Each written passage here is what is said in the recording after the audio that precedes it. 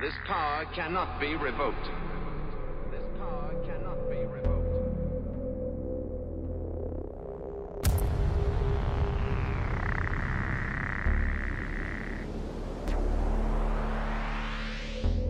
Your choice is simple. Join us and live in peace, or pursue your present course and face obliteration. Face obliteration. Face obliteration.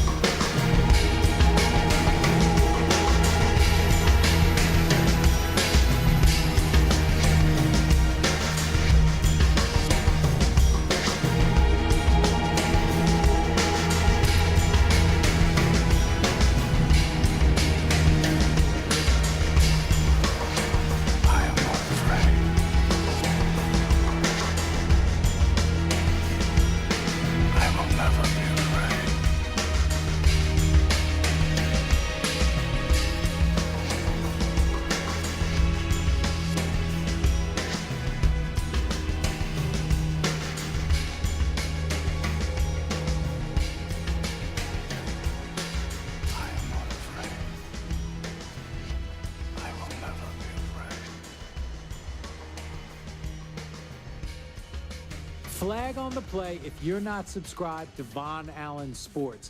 But once you are, we'll make it up to your team in the fourth quarter. You're watching VonAllen Sports, real and honest NFL analysis. Subscribe now and join the empire. VonAllen Sports, let's go.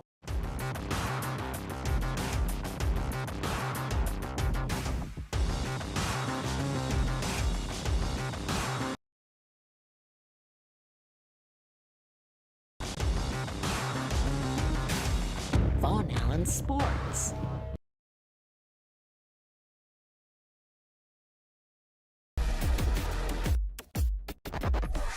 VonAllen Sports.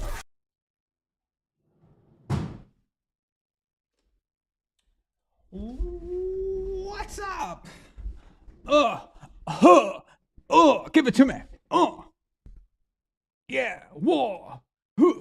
Good God, y'all. What is it good for? Absolutely nothing. Say it again. War. Good God, y'all. All right. What's up, guys? Okay. Yeah. So, that was weird. What am I talking about was weird? The whole weekend. So, got a lot to cover, but I'm in a good mood. I enjoyed the weekend. Some really good playoff football. And not, I have to say, not as great as I thought it would be, but still not bad. Yeah, you know, guys, I try to go without these. I really do, but it starts to make me dizzy. So if I start feeling weird and I put these on, you'll know why. Okay? So double fist. Hang on. Okay. So let me catch up real fast with the early super chats, and we will get going.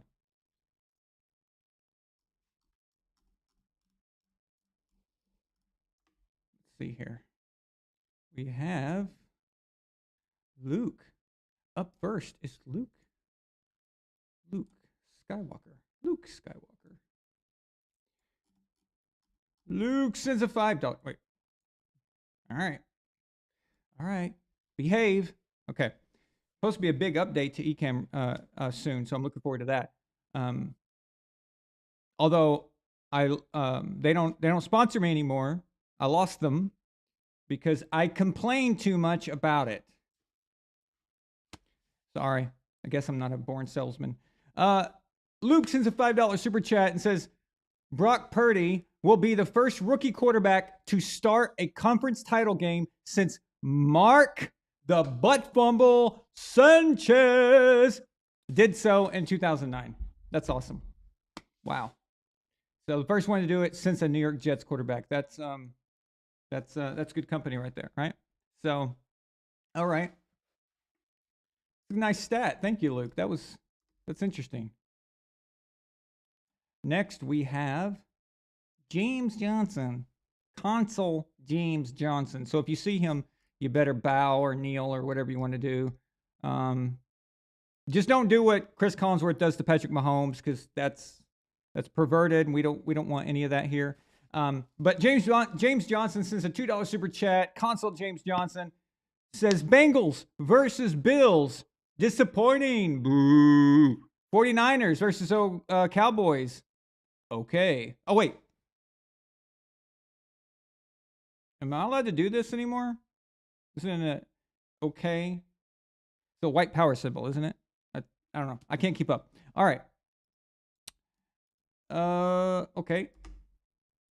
Alpha Courage off to a good start. Him and James Johnson are in a battle right now. They're in a battle to see who can win the Super Chat Season 4 to go into that hallowed group of people. I should say hallowed group of people that have won the first 3 seasons, including Nightwalker. I don't know if Nightwalker's here tonight, but he's won before. Alpha Courage is a $2 super chat. He says, Newsflash, Dallas kicker made all his kicks. He made his field goals. He did. But his extra point got blocked. And if it didn't get blocked, it was gonna miss. It was going wide. So, Yeah, that's too bad for him. That's really sucks. That really, really does suck. But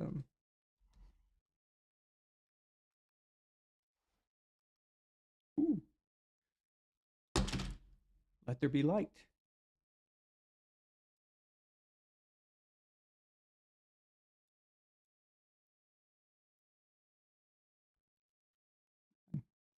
Two, two.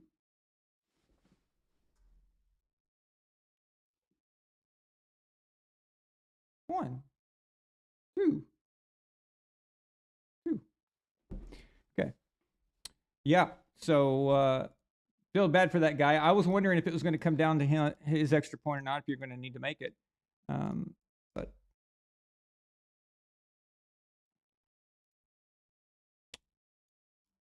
Elf of Courage sends a $5 super chat. He says, if Bengals make the Super Bowl, the NFL is likely bound to screw them over for foiling their neutral site plan. You just watch. That's it. So loud. Okay, I'm going to have to do something about that.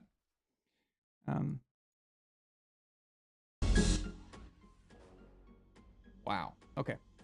So I'm going to read it again. If Bengals make the Super Bowl, the NFL is likely bound to screw them over for foiling their neutral site plan. You just watch. What Elf of Courage is referring to is that everyone was saying the NFL's rigged and that the NFL definitely wanted a Bills versus Chiefs AFC Championship game to have in Atlanta because they prepared for that, okay? And even guys like Warren Sharp, I don't know if you guys know who Warren Sharp is.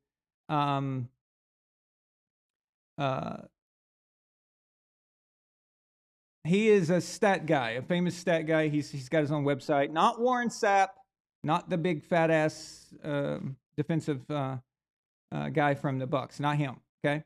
But Warren Sharp. Warren Sharp, I always took him to be a guy of numbers, analytics, and things like that, never buying into nonsense. But he released a stupid video, apparently like yesterday, that was claiming that the NFL has a certain referee that was going to be assigned for the AFC Championship game. And this guy supposedly favors the home team or something and favors the Bills every time. And he was going to be the ref today against Cincinnati and Buffalo. And he was going to make everything work for Buffalo, blah, blah, blah. But anyway, he had this whole conspiracy theory about it. And he thought he had it all worked out. And of course, like him and others, mentioned that the NFL was bragging that they sold all the tickets in Atlanta ahead of time, which is not a big deal. It's not anything other than the NFL, just doing good PR for their product. And they're bragging about, look how well we did. It creates excitement. It generates for the brand and all that. But they took that to mean that there's no way the Bills are going to lose because of, one, Damar Hamlin. So they already tapped into the Damar Hamlin thing. And two, the neutral site game, which is what they wanted. Yeah, well, there goes that. You know why? Because the Cincinnati Bengals are freaking amazing. They are phenomenal, okay? Joe Burrow, okay? Understand me when I say this, okay? Understand me that I'm not saying that he is Tom Brady, okay? I'm not doing that.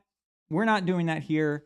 But one thing we've always done is say, guys, remind us of a certain style or a certain way of doing things, a certain mood, okay? So like when I say Justin Herbert reminds me, the way he throws the ball and the way he can, he's just, the way he is overall reminds me of Dan Marino. I'm not saying that Justin Herbert is going to be Dan Marino or could ever be Dan Marino. That's not that, okay? But with Joe Burrow, he does have, and reminds me of Tom, when Tom was really young and, in the early days of the Patriots, and he would be in those snow games and those big games, and he just looked like he just did not care. The situation wasn't too big for him. It was just whatever, And then you see Tom kind of have smart off like he did at the after the divisional round game between the Chargers and the Patriots in 2018. And, the the announcer, I'm sorry, the interview chick, whatever her name was, asked him, "Hey Tom, what do you think about going to Kansas City? It's going to be a tough game." And he goes, "Yeah, I know. Nobody thinks we can win any games and all that." And he's like, "Yeah, it'll be fun." It's smart enough saying, "Yeah, we can do this." Well, Joe's got that kind of thing, So like after the game, same thing happened, and she said, was it a lot of pressure for you because of the planning of the other neutral site stuff? And he's like, "Well, maybe they better get a refund.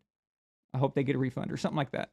So the moment doesn't seem to be too big for them, and they did that in Buffalo against a team that everybody thought was probably going to make it to the Super Bowl and has been one of the picks to be in the Super Bowl the last several years.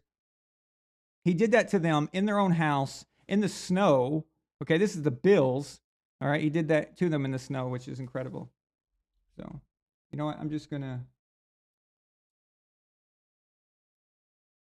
So I got all kinds of these, dude, that I made over time. Look at that. Ain't that cool? Ow.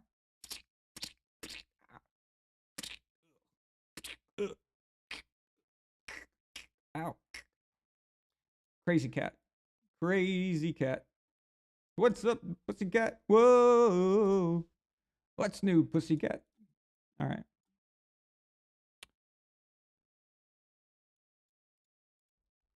Let's see here. The Bengals, got that one. All right.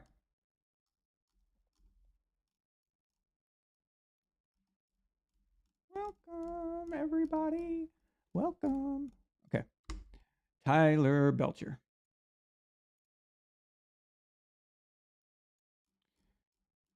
Tyler Belcher.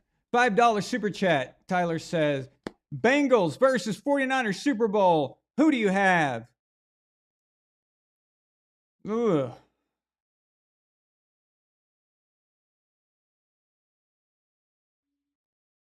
I'm not ready to make that pick yet. But I do agree with you, though, that's the Bengals have clearly showed that they are the best team in the AFC. Okay. Clearly have shown that. The Chiefs have had problems all year, and we'll talk about them in a second. But yeah, I agree with the matchup, though. And the 49ers are going to be able to handle the Eagles' offense and all the Jalen Hurts hoopla and all that. So.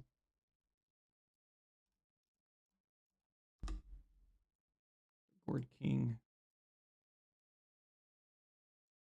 The Gord King. Since a $5 super chat, he says, just FYI, I'd racked my brain on how... Do pumpkins have brains? It's interesting. I'd racked my brain on how to meme that kicker, and my idea came from your tweet. Thanks. The football gourds, he missed another. Cool. I want to see it.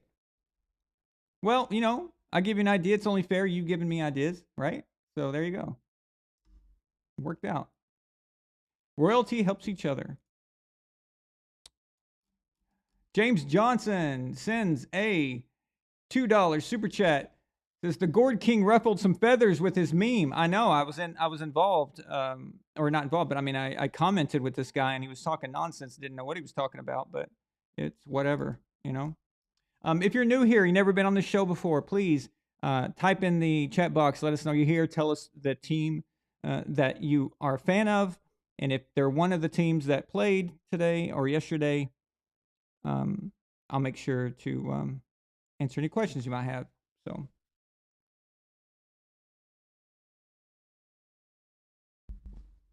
Oh, yeah, that's true. Remind me, Gord King, good job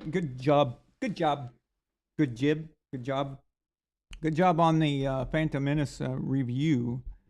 See it twice reviews. So check that out, guys.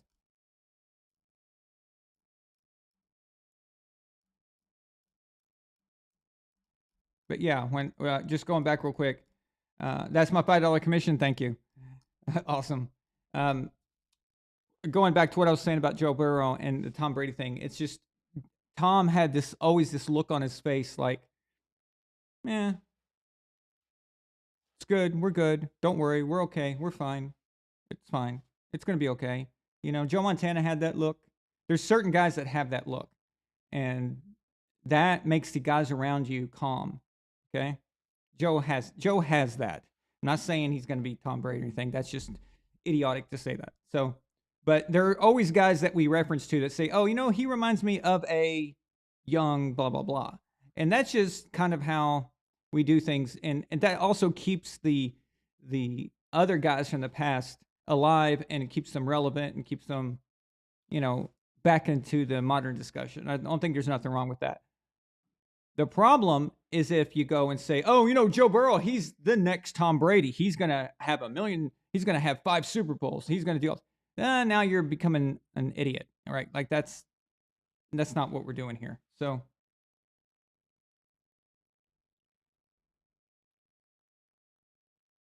Okay.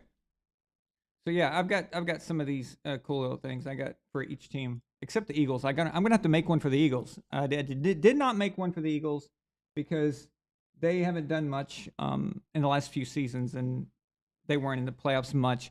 I never made one. I'm sorry, they didn't go to the next round because I didn't make any for wild card teams. You had to make the divisional in order for me to make one. So because it's a lot of work, but I'll make one for the Eagles before next weekend. But like Milena said, if you're going to call Joe Burrow a nickname, call him Joe Cute, not Joe Cool. That's coming from Milena, not me. I don't think Joe Burrow's cute. Okay, so let's just get that straight right now. All right, I'm not Chris Collinsworth. I'm not Tony Romo. Okay, we're not doing that. Okay, I'm not going to say something like, "How would you like Landon Dickerson coming right down your throat?" I don't say stuff like that. Oh wait, I just said it though. I just said it, but I don't say that. I was just quoting. Okay, so quoting's okay, right? Whatever.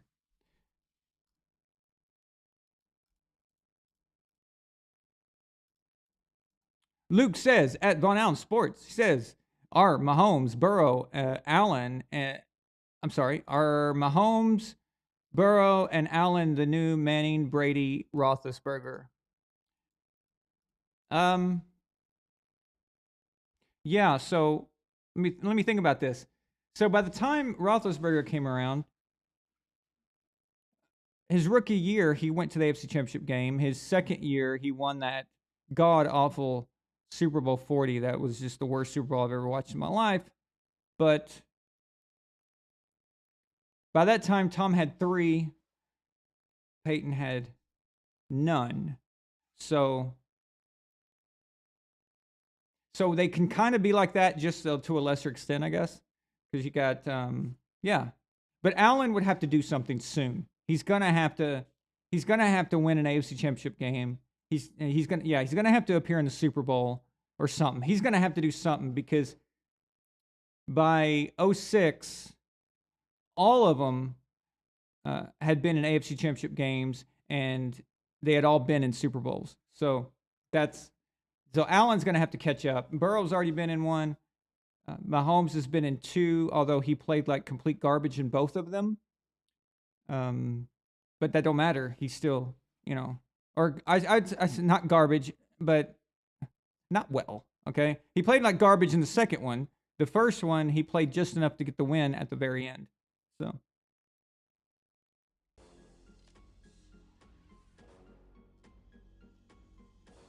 But yeah, I know what you mean. Like it's got that dynamic, right? And I hope so, man. I hope that's what we're looking at. I hope that would be amazing if that's what we're looking at. You know what's even weirder about this? Tom Brady's still playing. So Tom is still in that discussion.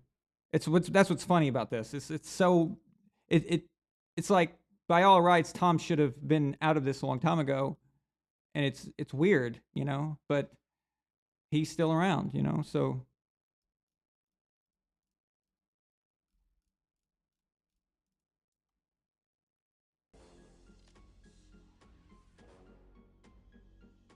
Is it like windy out or something? Okay. All right. John Thomas Chavez sends a $5 super chat. He says, Philly can't be underestimated, but them acting like they won the Super Bowl last night and their head coach wearing an expensive chain isn't a good mindset to have. It's typical of them. They're the same It's the same vibe, same everything like they've always been. It's just whatever, man. Underestimated. Okay, yes, I have underestimated them. So, but I honestly think I overestimated the Giants. And what I did is I went against my gut. I went against my better judgment. And I do that sometimes. Everyone does it. But I've been down on the Giants all year. I said, I like their coach, but the rest of the team, I just thought it was an anomaly that they were playing so well. I felt the same way about the Eagles, but I felt that the Eagles were coached much better, even than the guy I like on the Giants, the ball. But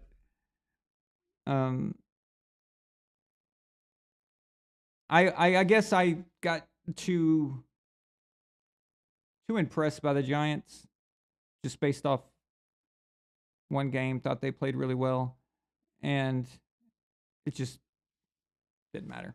So it didn't matter. They were no match for the Eagles. It was pathetic. It was pathetic. So yeah, I don't underestimate the Eagles now, but I still don't think anyone in the NFC is beating the 49ers. I just don't. Today was a good try by the Cowboys. And all right, I just have to say it. Okay? Here it is. I'm going to say it. Dak Prescott is the reason why they did not win tonight. Dak. It's him. It's him. I've defended him for years. I've always said that, there's things about him I like, but this cannot be explained away. It cannot be excused. It cannot be manipulated in all kinds of different ways. He flat out just did not. He's not ready for the big time. And the problem is that he's making a ton of money, and he's going to end up getting another contract by somebody at some point. Okay? But you've been in the league long enough to not make the mistakes he was making today. Okay? He was doing things that even Brock Purdy was not doing. And we're talking,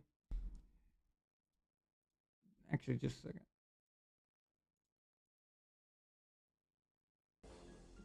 Oh, yeah, so check this out. Since we're talking about the 49ers, I got the 49er right here. Boom. Get the musket and everything. Oh, check it out. Yeah. Look at that. Got the gold axe here, or the pickaxe to get gold off of. That's cool.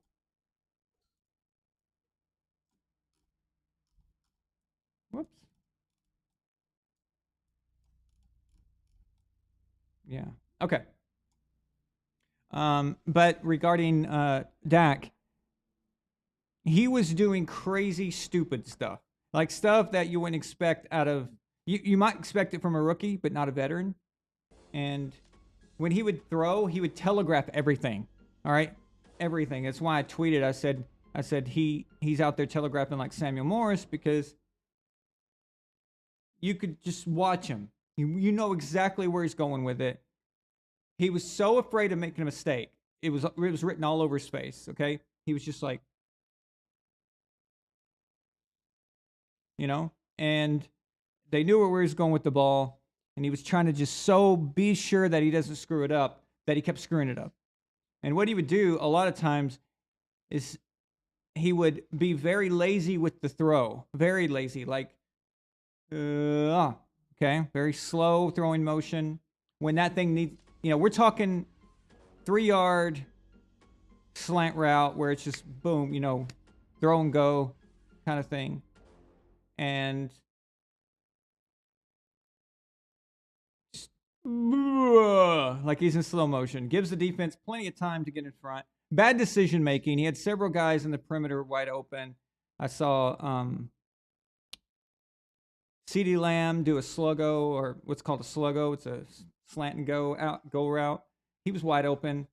Instead, he hits the slot receiver for, 3.5 yards, and to double coverage, by the way.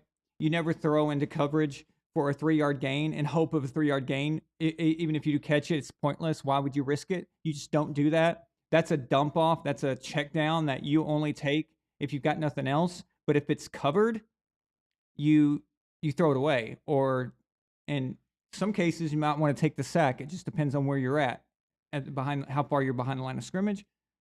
There's a lot of other choices than to throw it so the 49ers can pick it off. And that he was doing stuff like this. And thankfully for him, the 49ers did not oblige him and catch the balls because they couldn't catch. So the 49ers defense, they could have had a lot of picks on him today, a lot more, but they couldn't catch. So,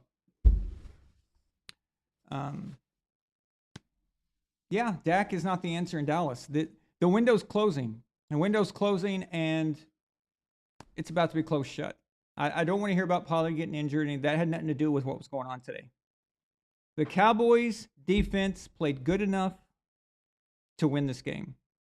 The 49ers did their thing, but the Cowboys, it just shows you how talented the Cowboys are. It shows you how good of a roster they have. They're coached pretty well. I don't know about the end-game coaching. It seems like situational football is a problem for them. You guys remember last year against the 49ers when Dak didn't, and the offensive lineman did not understand that the referee has to set the ball, has to touch the ball and set it, not the lineman, not the center. And they didn't seem to have understanding of the in-game results. This time, they thought they had an epic play and was completely destroyed by the 49ers immediately as soon as they tried it. So there's something wrong there. And I don't know if it's McCarthy or the players' understanding or both. I don't know the Dallas team as well, like the inner workings. I don't watch their, practice reports and things like that. So I wouldn't know as much as I would know about the Patriots or watching Tom on the Bucs. But there's a disconnect there. But it was bad. The in-game procedure was bad. But I think Mike is a decent coach, though. And overall, just in general.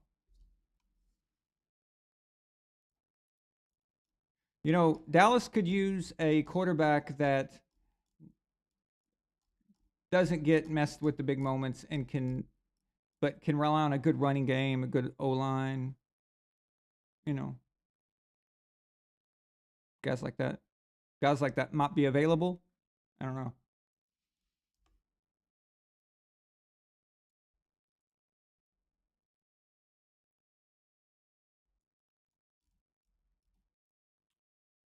Nightly Sinister. Kevin sends $5. He says, if San Francisco wins the Super Bowl, is Jimmy out and Purdy in next season? Yes, Jimmy's out no matter what. So Garoppolo is gone. Might as well not even talk about him. How far? So if Purdy wins the Super Bowl, that means that Trey Lance is now a backup probably, if they're smart. If they're smart, that's what they would do. Now, they may pull an Eagles thing where you let Nick Foles win you a Super Bowl and you still give the starting job back to Carson Wentz, which was idiotic, totally stupid, But Aaron, why would you say that? I mean, Nick Foles clearly isn't any good. Well, okay, you could say that after he left Eagles, he didn't do that well with other teams, but that's not the point here. The point is that Nick Foles played well for that team. For the Doug Peterson Eagles, that group, Nick Foles was the right guy. And some guys are just not good in other places. Some guys just have the right fit at the right time. That Eagles locker room followed Nick Foles. They believed in him. And he had that kind of Tim Tebow effect where they just really believed that he was the chosen one to lead them and all this stuff. It doesn't matter what they believed or how strongly you think it's true. They believed in it, okay? And that mattered. And then you saw Carson Wentz get hurt. Nick comes back in, wins them a playoff game in the next season. So teams make dumb decisions sometimes, and they went back to Carson Wentz just because they owed him money and that he was a first round pick. He was second, I think, behind Jared Goff. But yeah, who knows what San Francisco will do as far as between Purdy and Trey Lance. But Jimmy's gone.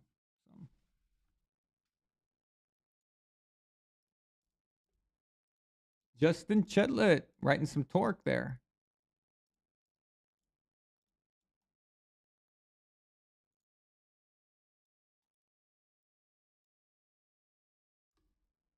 Let's see here.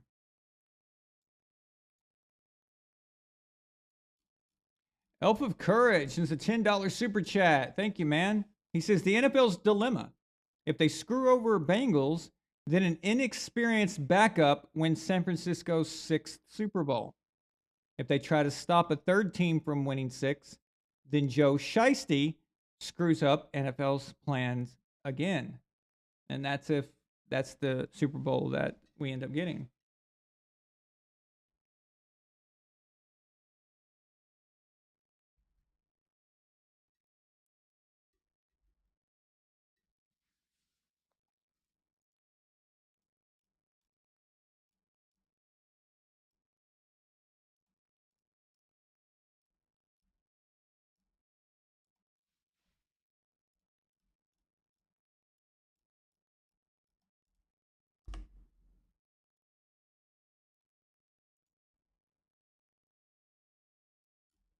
James Johnson says a $5 super chat. He says, I hope the 49ers clip the Eagles' wings. Better go meow all over the Chiefs.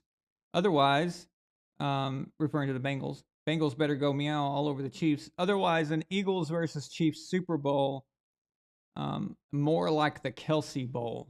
Isn't that interesting, okay? So, two teams that annoy the piss out of me, the Eagles and the Chiefs, both have a Kelsey. How perfect is that, right? I mean, see, that's just the way it is.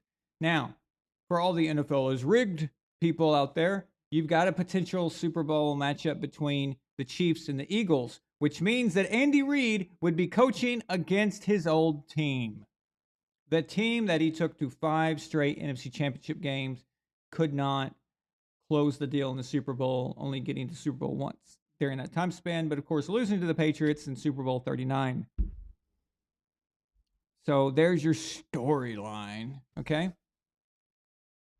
I can come up with a storyline for anything. Whatever it is. I don't care what teams you put together. I can find you something. I'll find you something that I can say, hey, look, this is so awesome, you know? So.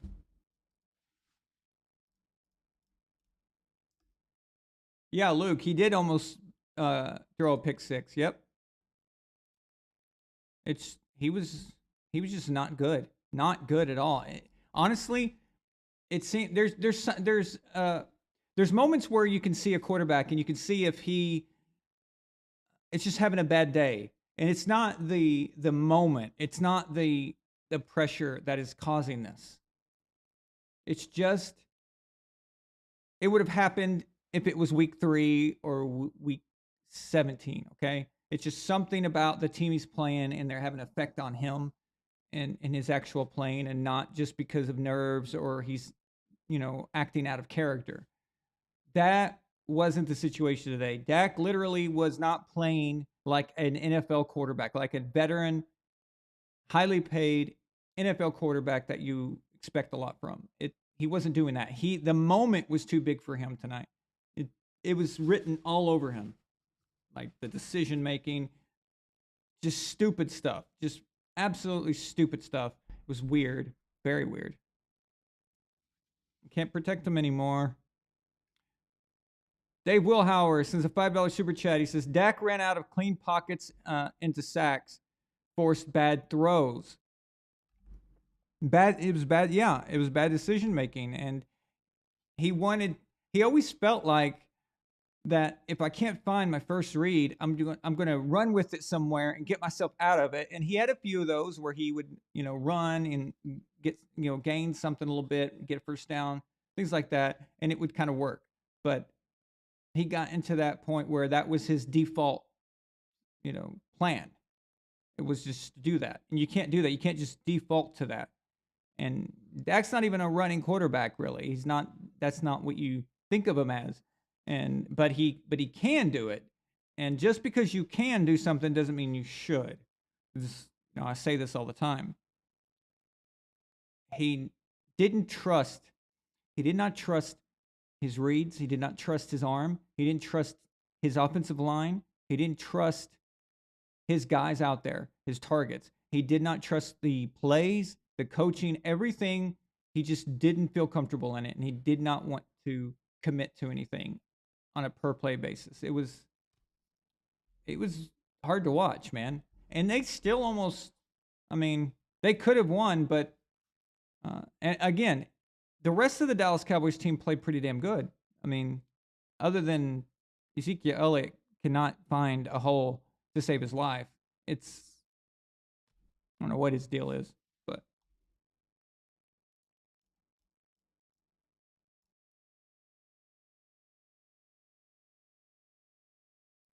oh, John, I didn't think that, man. I knew what you meant.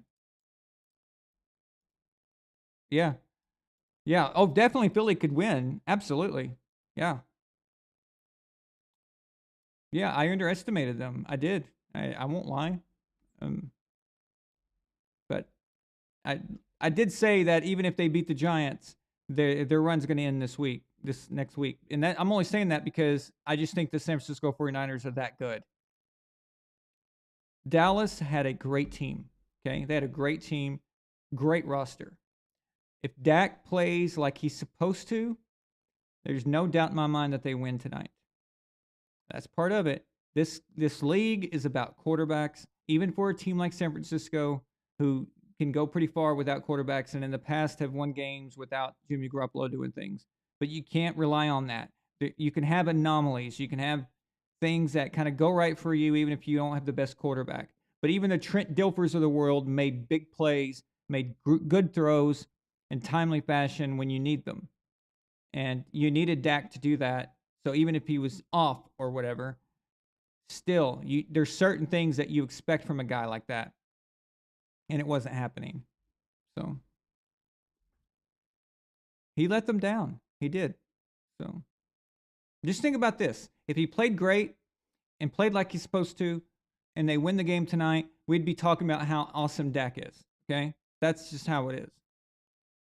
If I could find another reason for Dak's failure tonight, I would try to, because I know how hard it is to play quarterback, and I know what they go through, and a lot of times things are not their fault.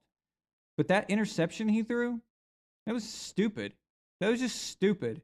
I mean, there's nobody to blame except Dak Prescott. There's nobody. And his teammates were playing good. They were playing hard. Nothing to be ashamed of there. Nothing I could say other than quarterbacks suck. He sucked.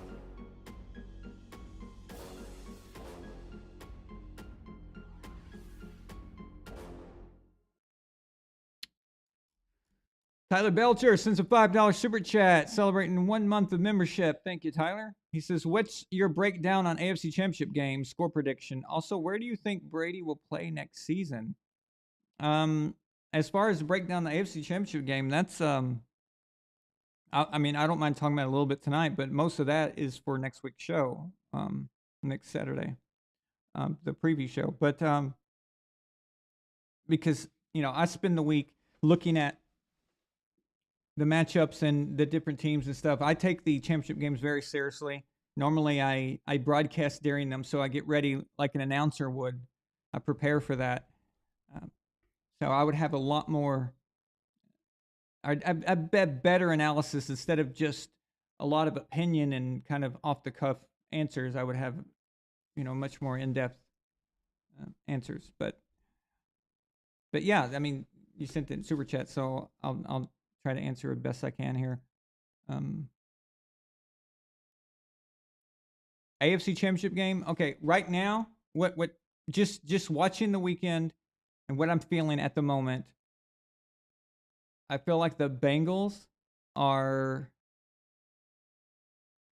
they're incredible. I think that they have just as much in my feeling, they have just as much possibility to win the Super Bowl right now as the 49ers. How I felt about the 49ers for a long time. So I've felt this way about the 49ers for a few months now. Ever since they got McCaffrey, I guess I've been talking them up. But the Bengals, I wasn't so sure about down the stretch. I was at the end there. But now, after, watching them against the Ravens and knowing that those two teams know each other, and that was a grinded out victory. It was one of those games where you bust your ass and everything is about very physical. That's the black and blue division, and as we call it. That was a good victory. But then what they did to the Bills today was absolutely just hard to watch as far as Buffalo goes. It was surprising, very surprising. I expected a good game. But what that game did tell us is that had Damar Hamlin not getting hurt, it was probably going in that same direction. If you remember, Joe Burrow went right down the field, scored a touchdown, boom, like that. It's probably was going in the same direction, okay? So the Chiefs, I'll tell you one thing about the Chiefs, okay? I wish I could play football for the Chiefs. I have never seen a team have players schemed wide open.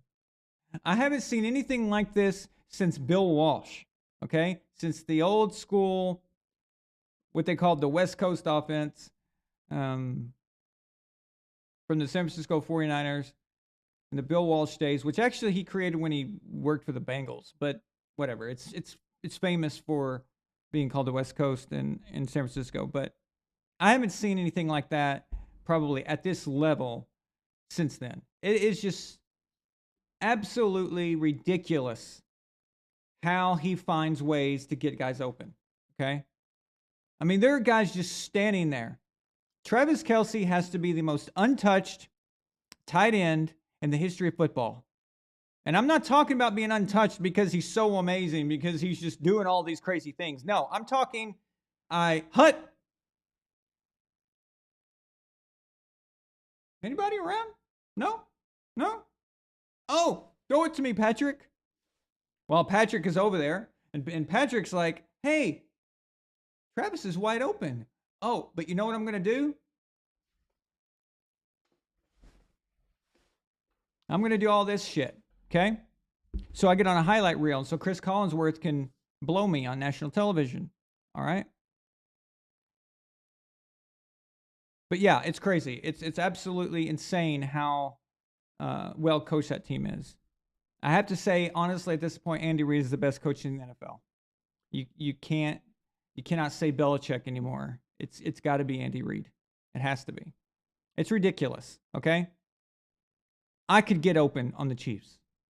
I can literally just run, even with my hip messed up. I could run 3 yards in front of me, turn around, and catch the ball. And then when I turn back around, there's no one there. No one. Watch Kelce's touchdown in that game. Unbelievable. He did nothing. It's mind-boggling how well this is schemed out. And it's just, that's what Andy Reid does, man. That's what he does. It's just, it's crazy. But I'll tell you what doesn't help with Kelce, though. Doesn't help is that the refs treat him like a wide receiver and not a tight end. So a tight end usually cannot get away with as much crap as wide receivers can get away in the physical department. So they have to be careful because a lot of times they won't get that pass interference flag. Kelce, though, gets the calls that a wide receiver gets. And so Kelce, if he needs to, he can use his height, he can use his size and block out and all these things like a tight end would do. But if you barely touch him, because, you know, a defensive back has to manhandle him pretty much a guy like that, in order to try to defend them. And then it's a flag. You know, with Kittle, George Kittle, you can take a fucking baseball bat to this guy's head and, oh, I didn't see it. No flag. Oh, it's just George Kittle. I mean, he's a tight end. He's too big. I understand. You know, we've watched Gronk be literally ridden like a fucking donkey by the defense, and there's nothing. I'm when I say literally, I don't mean literally figuratively like people do. I literally mean literally. All right? Guy was riding on top of Gronk. while the ball is coming. It's not got there yet. No flag. Okay? And that is because of his size and strength and all that. But you have to call all the tight ends the same way. You have to. And they don't do that for Kelsey. Okay? They treat him like a wide receiver. In fact, he lines up like a wide receiver. Watch anytime they're lined up. Go back, watch the KC offense. He is lined up and treated by their own offense as a wide receiver almost every time. They don't even bother using him on the block anymore. Just why? Like, why? He can't block worth shit.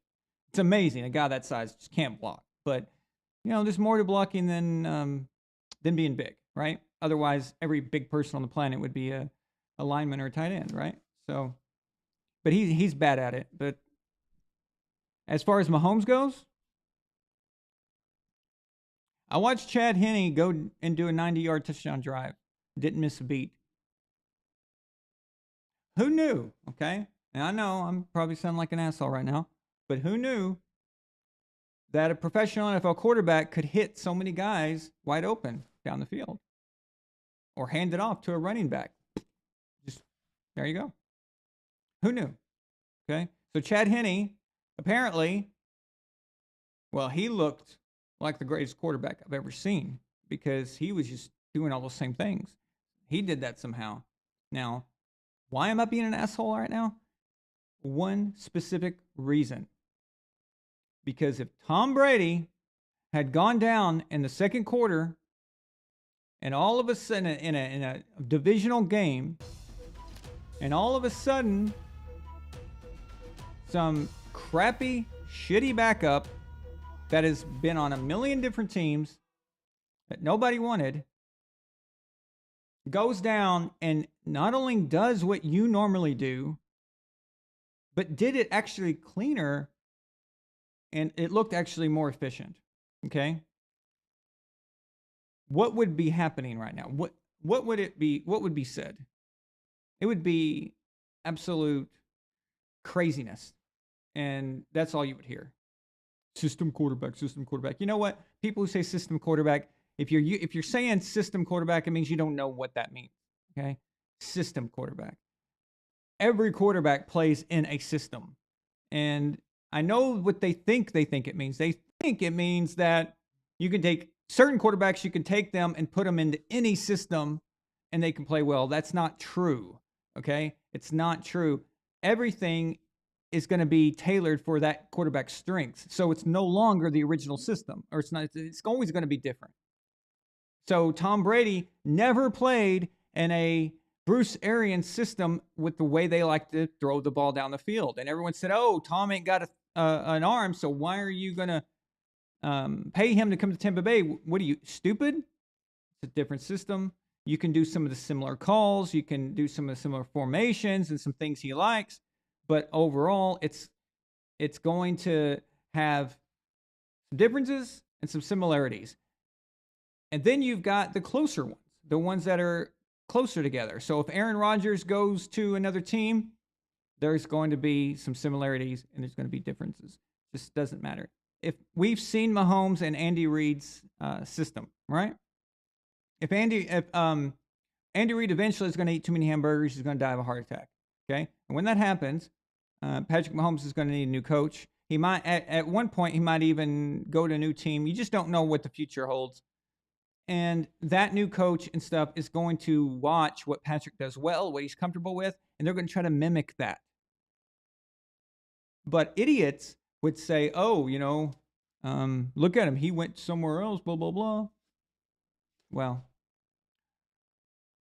every coach is going to try to tailor to that player's strengths. So trying to just label a guy and say, oh, he can do that out of this system, or this, he can only do this with this guy. First of all, it's pointless anyway. It's pointless to say that. It doesn't mean anything. It has no meaning at all. Every quarterback is in a system. Every quarterback has strengths and weaknesses to them. Every quarterback is good at certain things with certain players and certain types of players. And you cater to that. That's what you do. And every quarterback is at the mercy of where they're drafted to and where they go, and then how much they can make of that. You've seen even the GOAT, the greatest of all time, struggle this year in Tampa Bay because of the inept coaching and the low football IQ of half the players that was around him. You've seen what happened there. It's just how it is, okay? So my remarks about Chad Henne and Mahomes, I just want to make clear, it's not what I really believe. I'm just kind of being a smartass because you know that Brady, if this was Brady, you'd never hear the end of it, okay? Now, the reason I don't believe that about Mahomes, that you can just say, oh, well, Chad Henne can win these playoff games and throw for 50 touchdowns. Well, no, he can't. And how do we know that? Because we've seen Alex Smith in the same system. We saw Alex Smith, who's a pretty damn good quarterback. He's no Chad Henne, right? He's much better. And we saw Alex do great things and good things with the Chiefs, but he could not get them to the next plateau, right? Mahomes comes in and he does that for them. So clearly that's an upgrade. Clearly there's something there. Do I think that Chad Henne could do that on a regular basis? No, I don't. I just don't. But it does give me a chance to be kind of an asshole about it. Because you know what Chiefs fans would be doing right now if it was the other way around.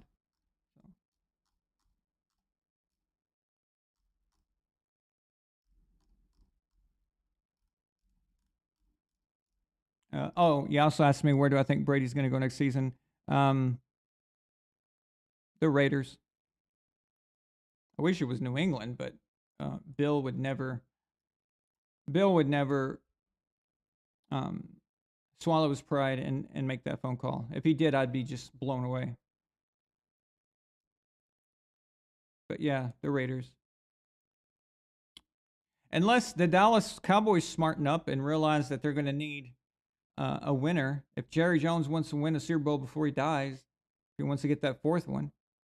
So who knows? We may be completely shocked.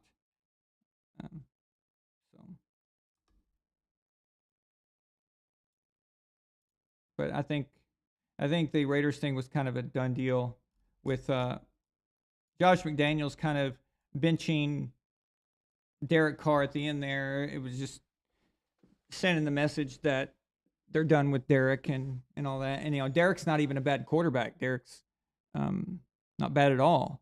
So the only reason you would kind of want to just shut the door on Derek completely instead of going to next year and seeing what you can get out of him, maybe in training camp or whatever, and have him go against Stidham or whatever. You didn't do that. You clearly let him say his goodbye and all that.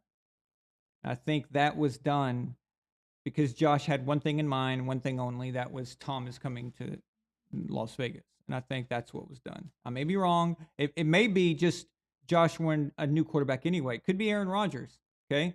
You got to, guys, remember, Aaron Rodgers is going to be up for grabs by somebody. But the difference between Aaron Rodgers and Tom is Tom can come in. He can play for $15 million. That's probably the lowest he'll be able to get away with without the players union getting all pissed off about it. But Aaron's contract's much different. Aaron's making like $40 million or something like that per season. So whoever gets Aaron's going to have to trade for Aaron and take on his salary. So it's going to be much more difficult for Aaron to find a home, and we'll see there. But I mean, Las Vegas has the salary cap room though to do that. But they need that money elsewhere. They need to get some better pieces on defense. They need to add some things. They've got some good guys, but they need to add some guys. And I don't know. If I were the Raiders, I would be calling Brady if that was me. But you never know.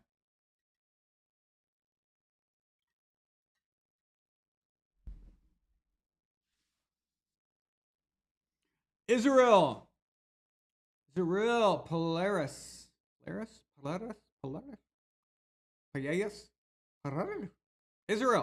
Israel P. Maybe that's why he just puts P, because of people like me who can't pronounce his name.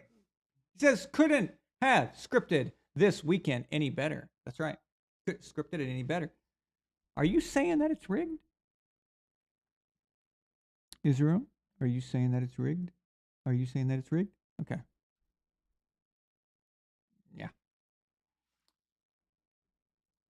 couldn't have scripted any better myself. Can't believe we have to explain this to people, right? It's just.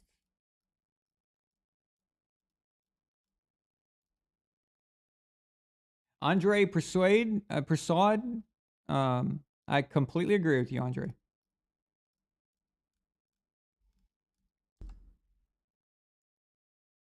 If you're new here, please like and subscribe. And if you really love it here, if you really, really love it here, you know what I want you to do? I want you to take your phone, and I want to take your fingers, and I want your fingers to glide over real slow and smooth like, okay? And I want you to touch that little bell icon and make it solid and keep hitting it. 7, 7, 7, 7, 7, 7, 7, over and over again, okay?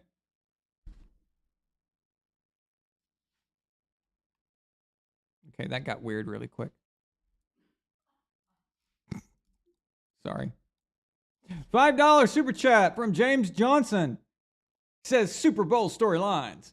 49ers versus the Bengals. Round 3. Ding ding. Which I think is what's going to happen. 49ers versus Chiefs. Super Bowl 54 rematch, which wasn't that good of a Super Bowl. Let's be honest. It wasn't that interesting. Until the very end when the 49ers let the Chiefs just kind of come back on them. It was weird. Eagles versus Chiefs. The Andy Reid Kelsey Bowl. Big. Andy Reid revenge against his old team that fired him. Or the Eagles versus Bengals. Who the hell knows? Other than an Eagle versus a Bengal Tiger? Or is it a Bengal Tiger or is it a Bengal kitty cat? I don't know. We have to, Mr. A. Because Mr. A had sent me a picture of a really cute Bengal cat. And they're awesome, by the way. Awesome looking. So, and then you got Ramsey's, of course. Ramsey's favorite is team is the Bengals. So, Eagles, bird. Now, eagles are some of the most awesome hunters in the wild. They're amazing. Eagle coming down on a Bengal tiger. I don't know. And you know, if the Bengal tiger just gets his paws on them, it's over. So, as far as storylines go, it's Joe Burrow versus Jalen Hurts. I mean, you could just some basic young quarterbacks, facing each other kind of thing. But you'd get that kind of no matter what. I don't know. I'd have to think about it, but I'm sure I could find something.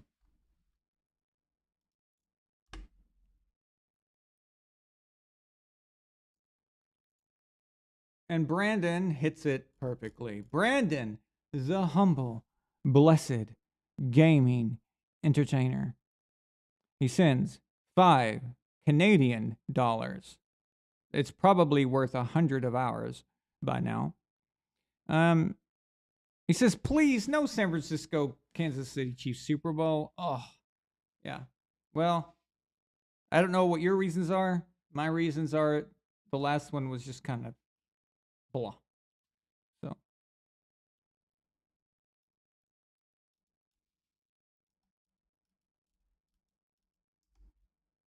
Raphael, man. Raphael Hagoy, our most famous 49ers fan. Sends a $5 super chat. He says, those interceptions were the difference. So proud of my boys. We beat all the haters this year. Let's go. That's right. You should be proud. You should be happy, excited. You have a phenomenal team. And I think this is the best team as far as they're playing and how they're gelling together in every single position. This is the best team you've had. Wow. A long time. Maybe since 2012-ish. Probably the best 49ers team I've seen. I think they're even better, though. I think this one might be even better. So, yeah, it's definitely the best one of this era of the Kyle Shanahan era.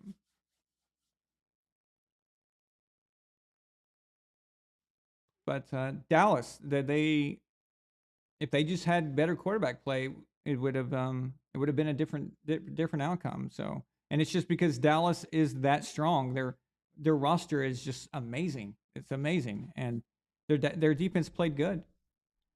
I did like Raphael how Shanahan let Brock make a few plays that were risky.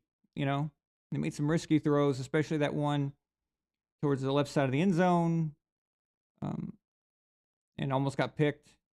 You know, he was rolling to his left. They wanted something like that, and that was cool. And I'm glad that Brock felt comfortable enough to do that. And that's what you need. You're going to need that kind of trust in your quarterback in order to win the next 2 games. So they were giving him that. But I didn't see anything wrong with the 49ers game tonight. I just saw Dallas playing just as well, except for Dak. Dak was the problem. And by all rights, let's not kid ourselves, okay? Dak was supposed to be better than Brock Purdy, okay? That's just, I know Brock is the sensation all of a sudden, but by all rights, with everything on paper, Dak was supposed to be the guy who plays better than Brock, and he didn't. And that was the difference maker, because everything else, in my opinion, was even. So, there you go.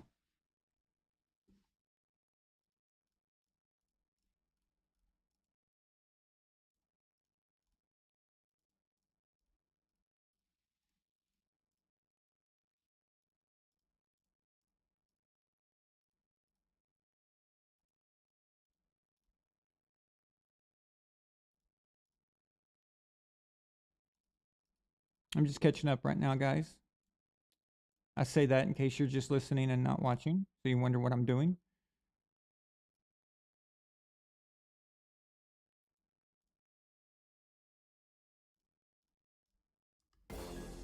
Dave Wilhauer. Let me grab this real quick. Okay, so Dave Wilhauer says, VonAllen, let's face it, Chad Henne, who is only 6 years younger than Tom, led Chiefs on their longest touchdown drive in team history. It just shows how good their play design and play calling is. Well, it's the play design, more so than just the actual calling of the play. But, I mean, that's important too. The timing of calling plays is important, but the actual designs of them and how guys have different assignments, the complexity of those assignments, and what each guy will do depending on what play it is, and if they follow their assignments, that's also coaching as well. If they can follow them. So you got like the Bucks who Evans can't even figure out how to run a route that's not, a vertical route. Go. Okay? He can't. He gets confused. Like, what? You mean I have to actually go into the trenches? I have to work for it? I might get hit. The Chiefs Andy Reid seems to have players that understand this stuff and they get it. And it works. It works for him. And he's gotten better. He's gotten better over the years. That's what's incredible.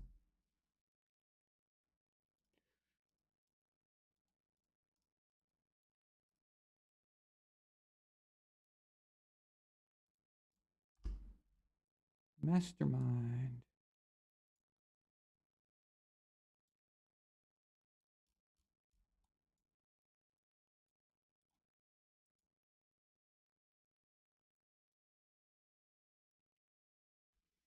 Mastermind celebrating 15 months of membership. Thank you, man. Appreciate it.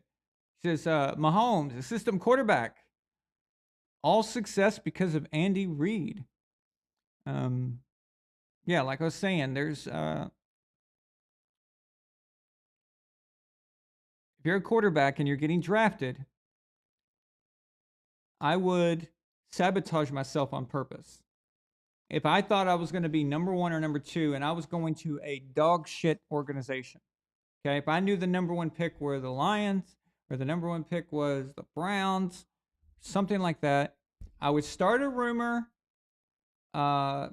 whatever I could do, whatever was against the norm at the moment, and so I could drop down until like the teens or later. And then you can get with a team that's got some pieces, it's got something going for them, usually has a pretty good coach or whatever. Sometimes you can get lucky, like in the case of Joe Burrow. That wasn't supposed to happen with the Bengals thing. That the best you were going to hope to get out of them normally would be like the Carson Palmer era Bengals. But it ended up just getting much better than it expected. But for the most part, this doesn't happen like this. Mahomes goes to the Chiefs, where the Chiefs were already okay. Andy Reid's never had a losing season as head coach of the Chiefs.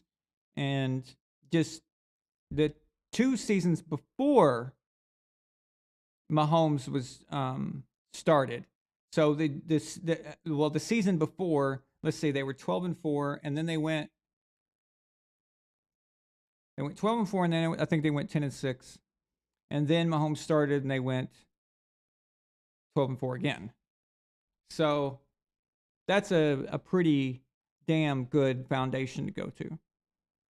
I'm not knocking Patrick. I'm saying that that's what you want. Okay, you want to go to a team that's okay. Aaron Rodgers, for example. Aaron Rodgers didn't get picked until the 20s, and then he goes to Green Bay, a team that didn't even need a quarterback, but they took him anyway. And he had to wait for a while. He had to wait 3 years, but he got his chance. But at least he was with a better organization. Okay. Alex Smith was number 1 overall, went to and close your ears, Raphael. Well, you know it's true.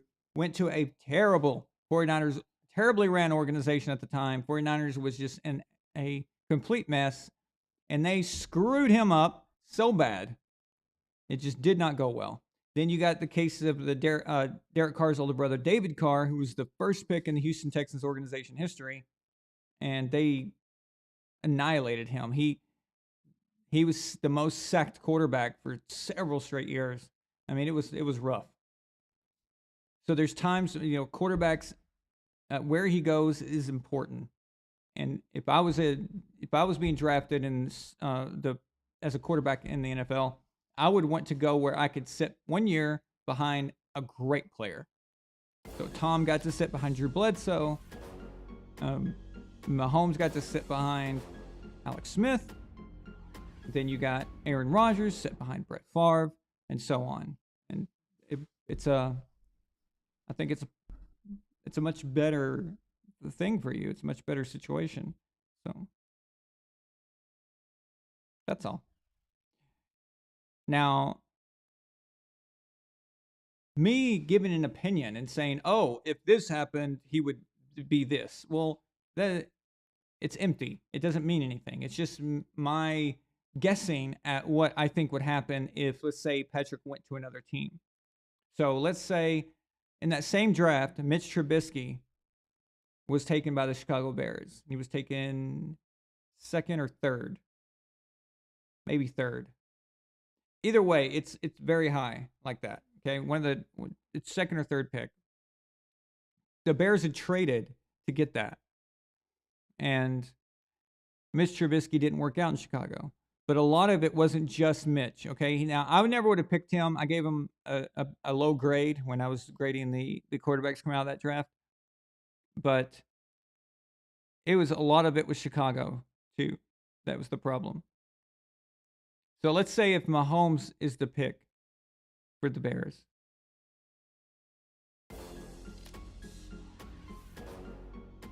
the most that we would know about him right now, or how we would, the best it could get ever for him, as long as he's with that organization, is probably what we think of Jalen Hurts. Okay. Not that they have a different game, but I'm just talking about like level of, maybe even a Jared Goff thing. Like Jared Goff, he did well. He got him, he was with them for a Super Bowl and stuff. Maybe they awkwardly, not that the Bears would go to the Super Bowl or anything, but I'm just saying that kind of, he's okay, but he's not great. Or Carson Wentz. Maybe Carson Wentz is a better example of okay, but just not great. And I think that's kind of the best that Mahomes would get. Maybe even has like an awkward season where he's really good and he's like Jalen Hurts and an MVP contention and all because he's doing all kinds of cool stuff and everything, but it just doesn't last. And that's not Patrick. That would be the Bears. That would be the Bears being the problem and being the hindrance there. Okay. It's just, that's the way it is. It's the way the NFL's ran because quarterback is the most important. Coaching. And when I say coaching, it doesn't mean just the head coach. It means the coordinators, the staff, down to the quality control guy, down to the guy who works on the computers and gets you the plays and the analytics and everything. All of that. That is a whole thing. So when I say coaching, I mean all of it. But that is second. Okay, that is second, and it's very close. You have to have the quarterback, but you got to have the other stuff. And with Patrick, Andy Reid knew exactly what he wanted. He knew it. He saw it, and he made sure to get it that way. The Ravens did something similar where they started designing their team for a guy like Lamar Jackson before Lamar Jackson was ever drafted. They were already starting to draft guys and merge into the type of offense that was not Joe Flacco friendly, but was made for a guy like Lamar Jackson. So when they took Lamar, they knew exactly what they were looking at. They could have gotten another guy of his type. That's why also that they were talking to Colin Kaepernick and trying to get him as a backup because they knew that they were going in this direction anyway. So Andy Reid and the Chiefs, they knew that's what they were going.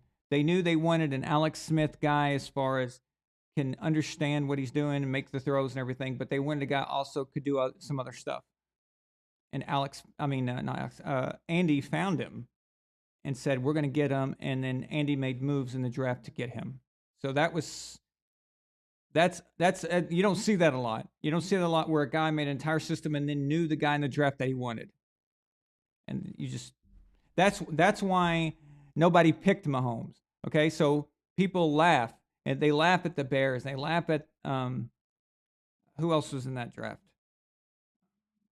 They laughed at those other teams that picked and did not get Mahomes. Well, it's not that funny because Mahomes didn't read that well.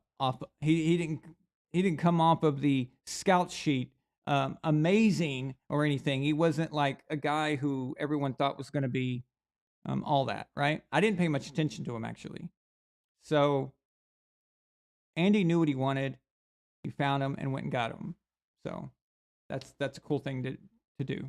So, but nobody can honestly say that Patrick is not an upgrade from Alex Smith. So if he's an upgrade from Alex Smith, then Patrick is doing something right. Okay. But my only point to that would be also, let's not make it something more than it is. Let's stop with the GOAT thing all the time. Let's stop with it's the greatest throw I've ever seen. It's the greatest whatever. Okay. We got to cut that shit out. Okay. Because when you do that, it forces me to have to tell you the truth and start really being harsh on things that maybe I wouldn't pick on so much, which is the thing about the guys being schemed open and all that stuff. Okay. And then we're going to have to pull back film of other guys doing this stuff. Let's just not get crazy. I survived the Brett Favre era. Okay. Now, if you thought, I thought that was the worst thing I'd ever had to listen to was John Madden and Brett Favre. Okay. It was pretty bad, but it just keeps getting worse and worse. Anyway.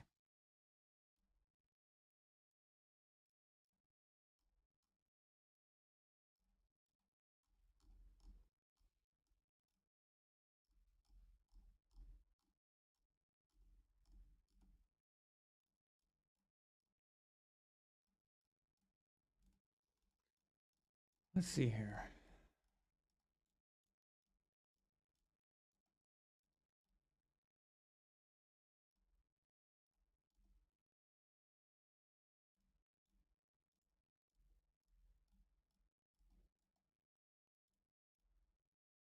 That's a lot of kitty cats in the chat there, Nefertiti.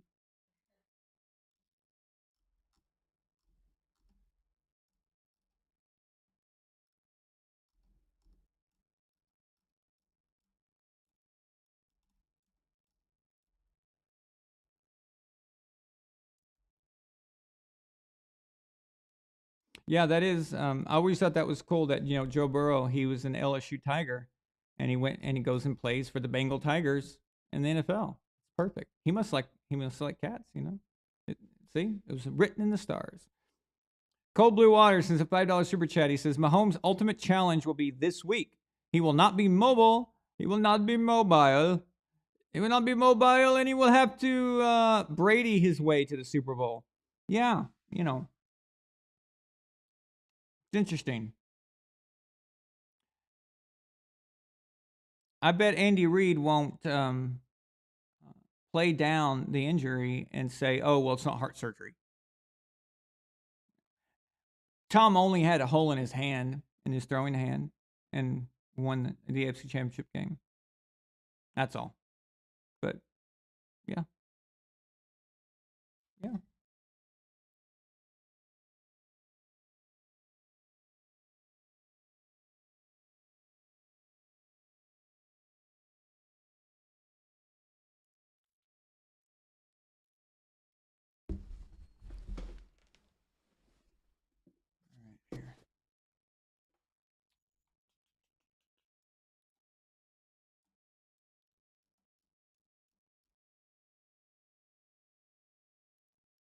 Yeah, Marion Jackson. The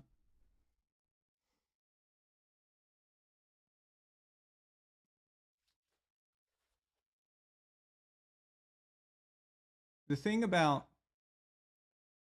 the division, okay? I just want to throw this out there. I know this isn't pertaining to any of the super chats mainly, but I just want to get this off my mind. I've been reading a lot of Raiders fans on Twitter, which is can get weird, okay? But a lot of them don't think that Tom is an upgrade for them, don't want him. They're still mad about the Tuck rule. I think they're the biggest babies if they're still worried about the Tuck rule. It's pathetic. But anyway, they say these things. They remind me of the Titans fans back in 2020. You guys remember when we did that show, and at the end we spent like 2 hours trolling a Titans YouTube or Facebook account, and they were all saying how they don't need Tom Brady and Ryan Tannehill is their guy and all this other stuff. I remember that, and that was a lot of fun actually, and how stupid they were. How'd that work out?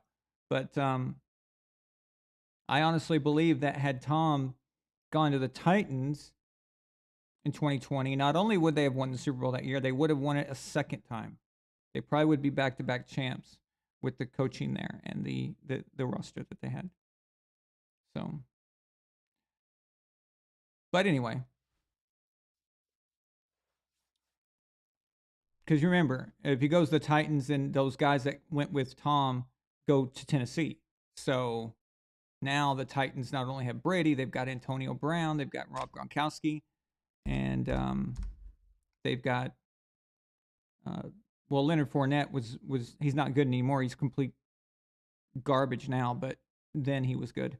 So you would have had Fournette complementing with Derrick Henry, and that would have been freaking badass, right? So AJ Brown, Antonio Brown, that'd been cool. Gronk and what's his face? So yeah, it'd been cool. Too bad, right? But Raiders, anyway, to get to the point, I'm getting off track here, but to the point about the Raiders fans saying that, and other people, not just Raiders fans, but everybody's saying, oh, Tom doesn't want to be in AFC West. Even so-called pro analysts are saying this. Let me make this very clear. The division doesn't fucking matter. Okay? It doesn't matter. It makes no difference. It does not matter what division you're in. If you are a good quarterback and you are a good team, your division doesn't matter. Doesn't matter at all. Okay? Let me show you. Okay? If you're good, you're good. If you're a good team, it doesn't matter. Every division always has one, at least one, guaranteed team that is the slacker of the group. All right? There's always somebody that's kind of fallen behind. Usually they're complete garbage, but sometimes you can get lucky and have a division that has 4 decent teams in it, 2 good ones, a third okay one. Then you got anomalies. NFC East was complete anomaly. It was normal. All right. But even then, the DC Lizard people fell off. They just never had any kind of consistency. But that's not normal. That's not what that's supposed to be. And the point I'm trying to make is that it doesn't make a difference. You've always got a division with a bad team. Sometimes, more times than not, you got 2 bad teams. One good team that's beating up on everybody else. All right. Oh, but Tom had an easy career in the AFC East, right? Okay. Patrick Mahomes, since the day he started in 2018, has had as a bad division as Tom. Okay? And on certain cases, the actual AFC East performed better. Nobody mentions that Patrick has beaten up on the Denver Broncos, the Chargers, and the Raiders. And all 3 of those teams have been pretty much garbage for a very long time. It doesn't matter. And then they say stupid crap like, oh, well, the AFC West has, the Chargers, yeah, they scared me last week the way they let the fucking Jaguars come back on them. Okay? Yeah, that was scary, Oh, but they got Justin Herbert.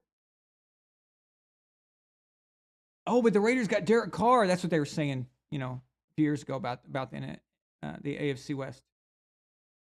They got Derek Carr. They got Herbert. They got Mahomes. Now they got Russell Wilson. Remember when they said that at the beginning of this year? Oh, shit. How'd that work out? Did that make a bit of difference for Mahomes? Did it make a difference for the Chiefs? It didn't. Why? Why did it not make a difference? Because if you're a good team, it doesn't matter. If you're going to beat people, you're going to beat them. I don't give a shit what your division is. Okay? You're going to win. You're going to find ways to win. It makes no difference. I am so tired of this. They used to say, oh, well, if Drew Brees had gone to Miami, then that would have been Drew Brees and Tom Brady. Yeah, it would have been cool to watch. But it wouldn't have changed anything. That's 2 games a year. They'll probably split them, which Tom ended up doing anyway. They had the Dolphins quarterback carousel. They never had anybody good. They had Chad Pennington for a little bit. And then they were just awkward in and out. Guys coming in and out. Never knew who their quarterback was going to be. They still would split. So what are you telling me here? It doesn't matter. If you're a good team, you're a good team. So if Tom goes to the Raiders and they're meant to be a good team, it won't make a difference. What Kansas City is doing won't make a difference. What? All of a sudden, because Kansas City, if they won the division again, the Raiders can't win? The Raiders, there's 7 seeds now. I mean, you wouldn't even need all 7 seeds. You could still get in. Do we not remember the Bucks when everyone said, oh, I love this, okay? I love this. Tom Brady's not going to last in the NFC when he goes over there. He's going to a division with Matt Ryan and Drew Brees' Saints, and Drew Brees and Sean Payton's Saints own it. Okay. Well, what happened? They did own it. The Saints beat the Bucks twice. Embarrassed them both times. Completely embarrassed them. The Bucks still won the Super Bowl. So the Bucks didn't win the division. They went on the road for every one of their games, and they still won. Okay? Don't give a shit about your division. Don't care what's going on. And things change every single year. I'm pretty sure the Denver Broncos thought that they were going to be in the playoffs right now, right? They went out, they got Russell Wilson. Remember how we used to say, guys, oh, well, Denver, they're just a quarterback away. They're just a quarterback away. That's all they need is that quarterback. They go and get Russell Wilson, and they're dog shit. Because they never anticipated that their coach might suck. All right? Or it's a bad fit, or whatever you want to say. The point is that they did not know the future. They did not know. You can never tell these things. It's just, what are we talking about here? You've got an AFC South that could not figure out who they were sending to the playoffs. Didn't we all just assume that that was the Titans division? Didn't we all just think that? It's the Titans. The Titans are the ones from that division that's got the Super Bowl window, right? That's what we thought. Did anyone ever guess that Matt Ryan going to the Colts could suck so bad? That was weird. The point is, you never know. You just don't know. Trying to sit there and predict the future and say, oh, Tom shouldn't go there, or this guy shouldn't go there because of this division or that division. Shut the fuck up. Okay, you don't know what you're talking about. You don't know. Okay, that's just the best way to tell me that you have no fucking clue about what you're talking about. You just hear some asshole on NFL Network or on ESPN or on Fox Sports or some shit, and you just parrot it. All right, you just say it over and over again, and bah, bah, bah, bah, bah, bah. You know, it's just no.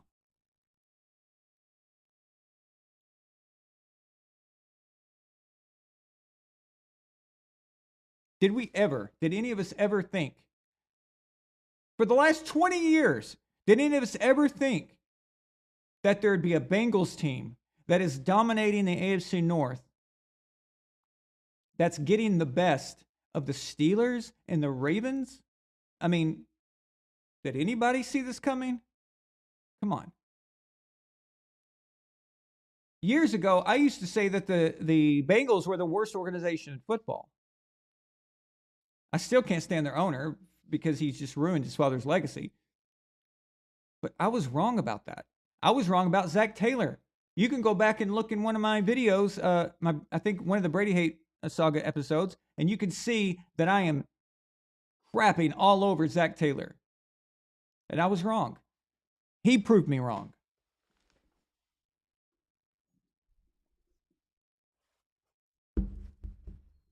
We just don't know. You cannot predict that.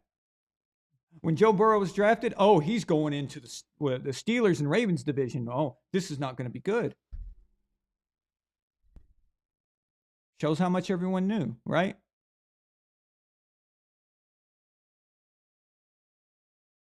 It's interesting. How come the moment that Tom Brady left the AFC East, now all of a sudden the Patriots can't win it? That's weird. Did the Bills and Jets and the Dolphins suddenly just decide to change? Or did it have something to do with the fact that the Patriots had Tom motherfucking Brady? Okay? And when you have that guy, you're different. You're a different team, and you still win the division. Even in 2019, as bad as that season was, Josh Allen's Bills still could not take the AFC's title. They still couldn't. They still couldn't. The moment that Tom leaves, boom, it's theirs. Just like that. Just like that. So, what does it matter? Okay? It's the team itself. Your division doesn't mean much. I'm sorry, but it doesn't. You're not going to be a good team and be 0-6 in your division. That's just idiotic. If you're 0-6 in your division, you suck.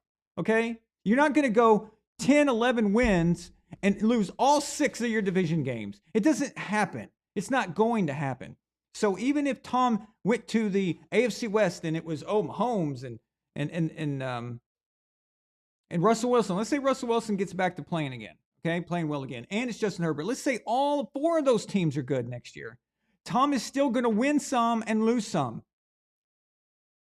Does it matter? It doesn't matter. As long as you're winning your games in general. That's all that matters. So, did I make my point already? I don't know. It pisses me off. This whole these concepts that people come up with. This but the division's tough. They got a lot of quarterbacks. Shut up. Shut up.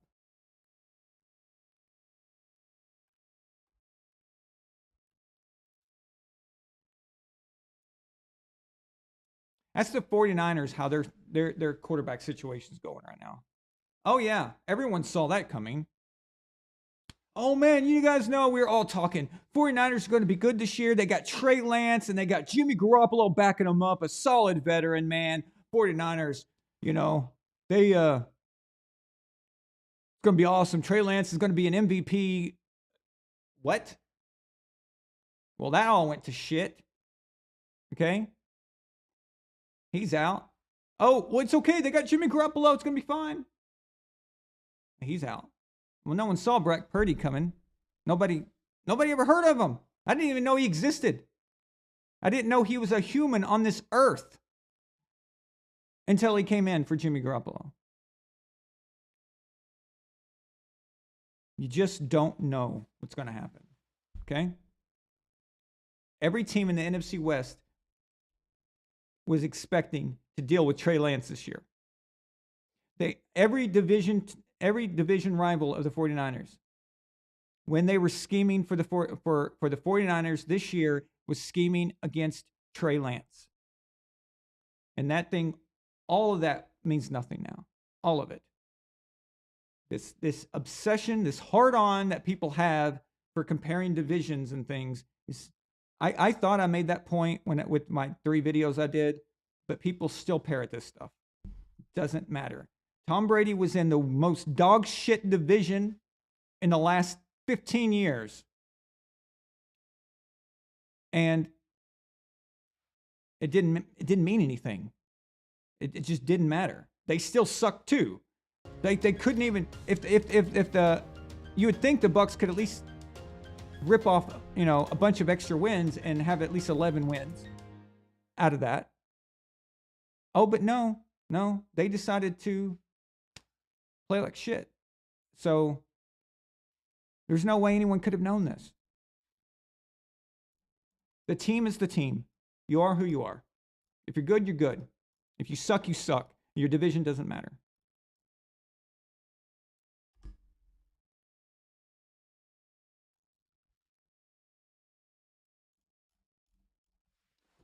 Brandon, the humble, blessed gaming entertainer from Canada, sends another $5 super chat. He says, thank you. Thank you so much, Brandon. He says, Mahomes runs straight into a wall.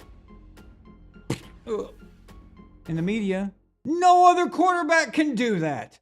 No other quarterback can run into a wall like that. That's the greatest running into a wall I've ever seen. So if you guys have seen my short recently, I show you where Chris Collinsworth, there's a play where Patrick Mahomes, the ball just falls out of his hands. So he's, oh shit. And Chris Collinsworth literally says, oh man, that was an amazing play or something like that. Patrick Mahomes, if he would have thrown that, like Patrick did it on purpose.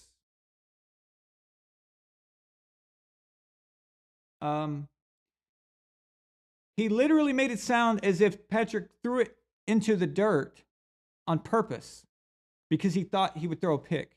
That is not what happened. It fell out of his hands. Patrick was trying to make the throw. He was going to make the throw, and it just fell out of his hands. Chris Collinsworth just losing it right there, okay? Just losing it.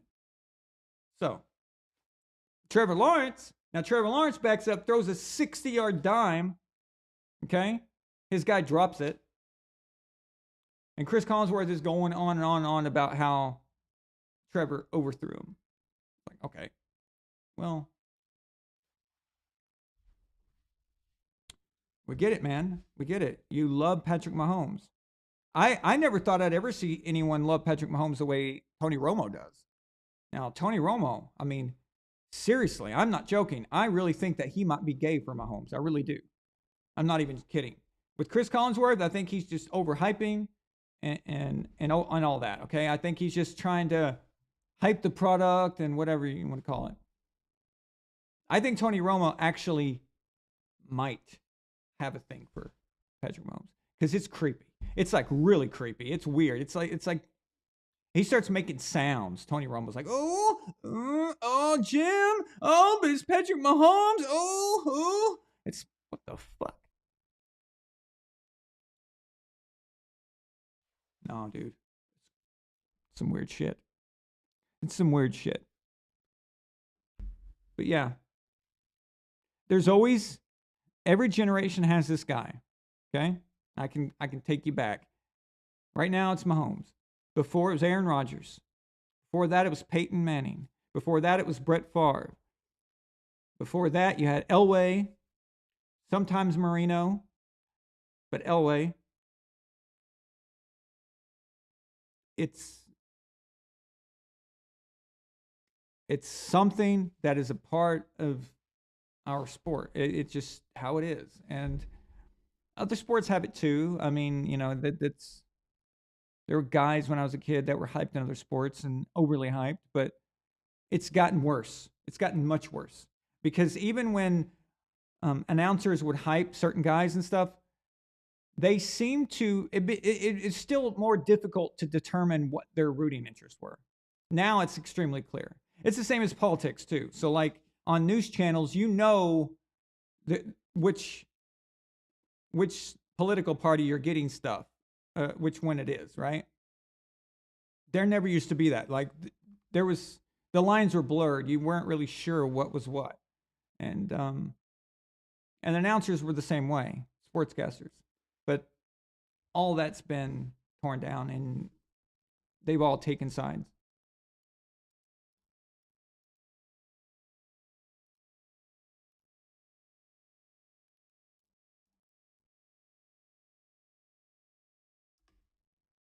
Oh, Luke has a funny one here.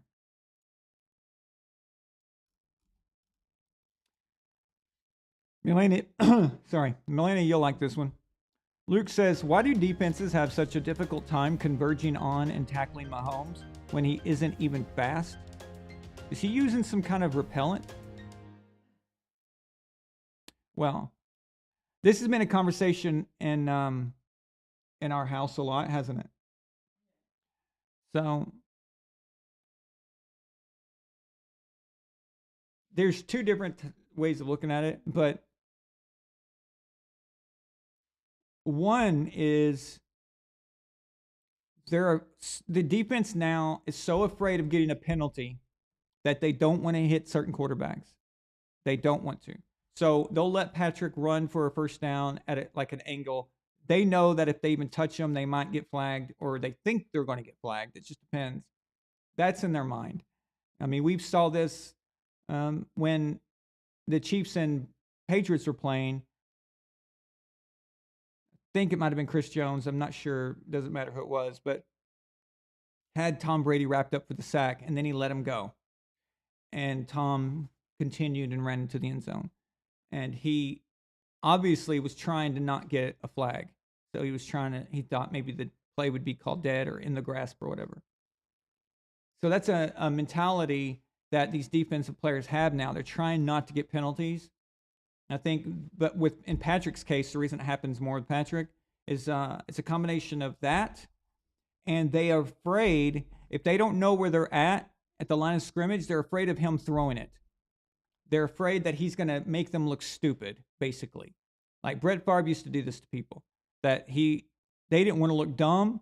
They didn't want to be the idiot guy who commits to the tackle, and then the ball is thrown for like a touchdown, and they're on SportsCenter the next day getting punked, okay? So they've got it in their minds, oh, this is Mahomes. They're thinking about it. Oh, it's Mahomes. He can throw it on me and make me look stupid or whatever. So I'm not going to let him do that. I'm going to, and they get caught in no man's land, all right? It's like in tennis when you're stuck between the service box and the baseline. It's called no man's land. You don't want to be there because you're neither playing the net or you're not playing the baseline. You're screwed, okay? And it's what you're doing mentally. You're not committing to the tackle, but you're not committing to the coverage. So you're stuck. And it gives this effect of like looking like an idiot. Like, oh, I can't get to him. And before you know it, they can't get to him. And then Patrick's got an angle on him. So even though he's not moving as fast as it seems like he is, his angle and the defense's angle to the route is cut off. It's not as sharp. So he can go slow and they still can't catch him because their angle's a little off. And TV does that too. It makes it a little weird looking. It just depends on where the camera's at. But I think it's a combination of all those things, really. But I know it's infuriating. It's annoying.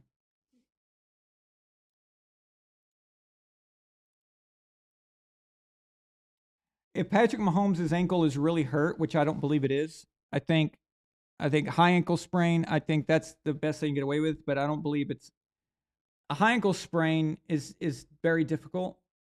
It does hurt. And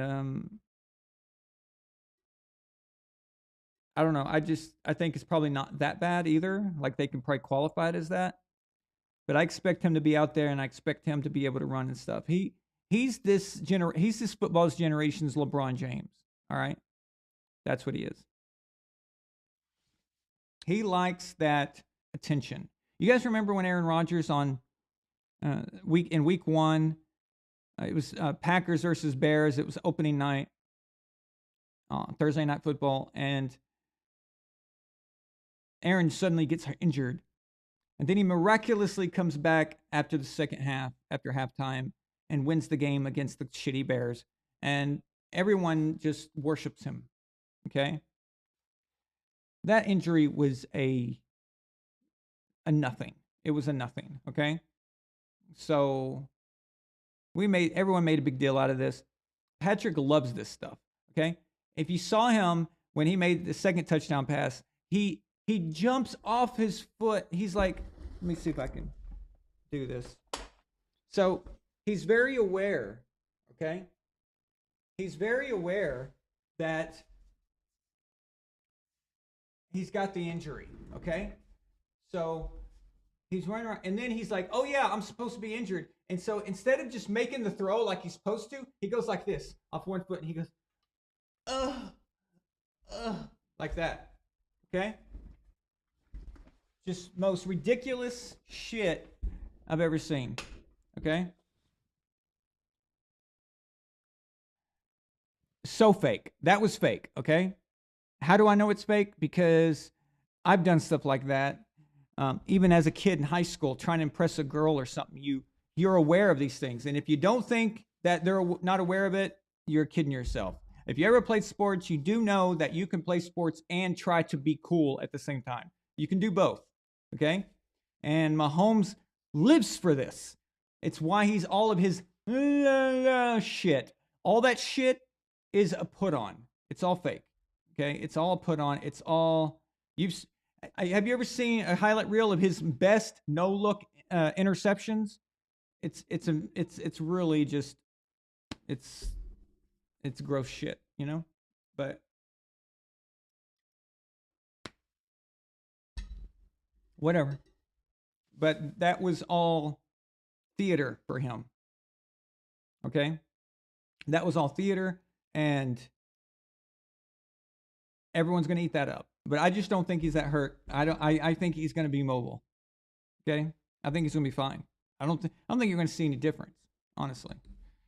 So, now, if that was the case, that he couldn't run, I would love to see what he does in the pocket. I would like to see him strictly having to throw from the pocket. I would like to see that. That would be interesting. But I don't believe it. I don't believe that he's that hurt.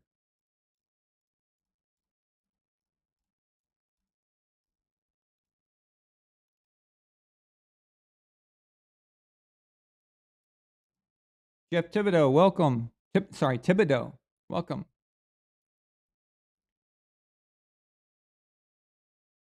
Well, I didn't say that Andy Reid is greater than Bill Belichick in general.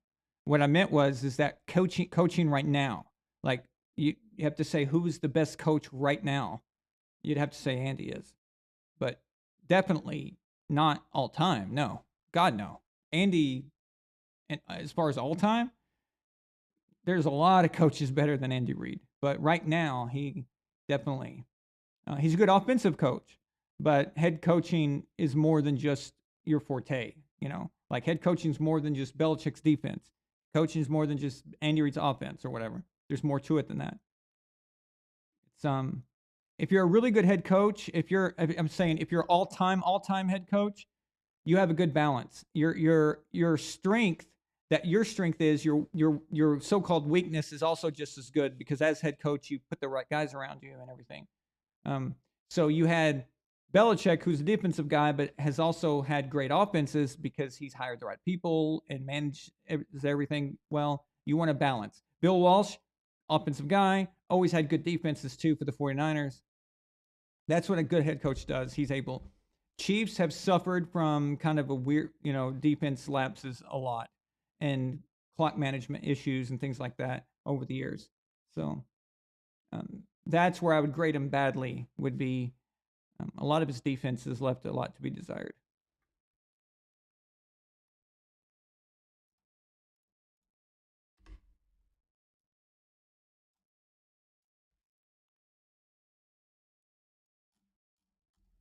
Alpha Courage, since the $10 super chat, he says, the problem with the quarterback sabotage is that if you drop to too late first round or out of first round, any success you have or make will be judged, criticized, and hated by the league and the media.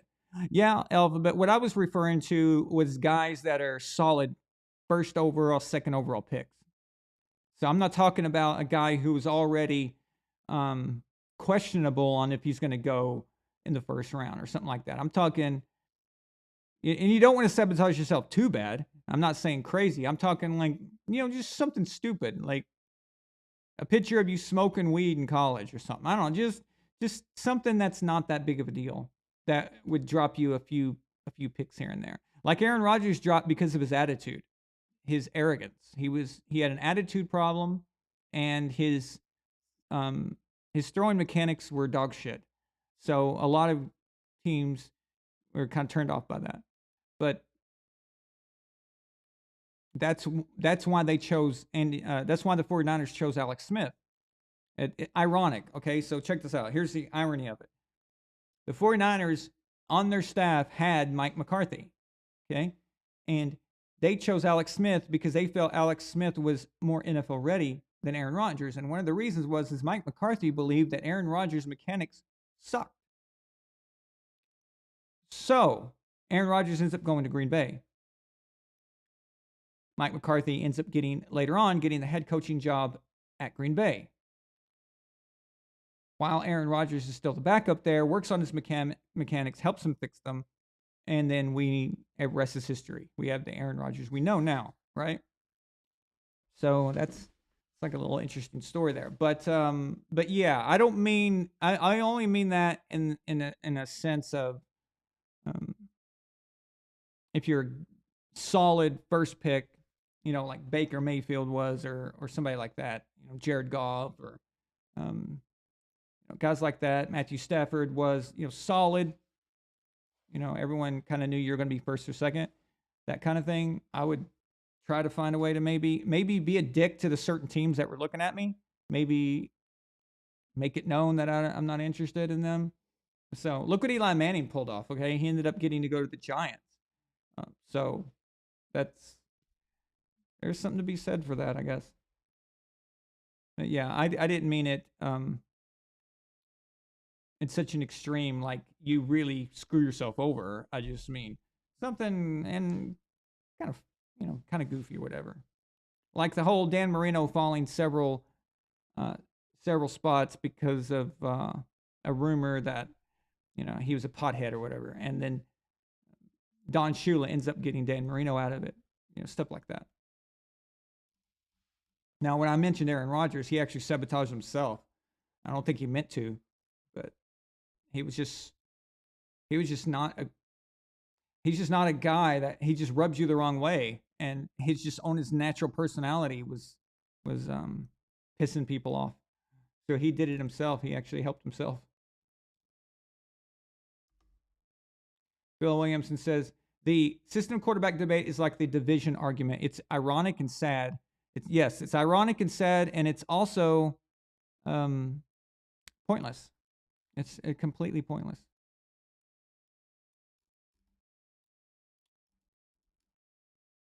Again, we talk about bad divisions. We talk about Mahomes. We can talk about Brady. We can talk about Peyton Manning getting to go to the AFC South.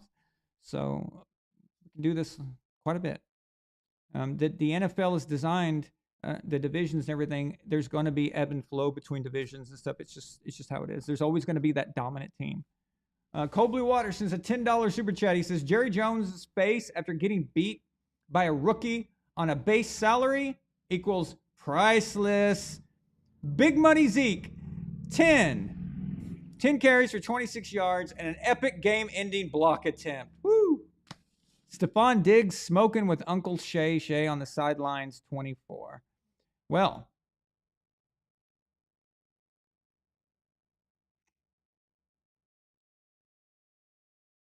Jerry Jones needs to call an old man. He's getting on the phone. Hey, Tom Brady. Hey, Tom Brady. Tom Brady.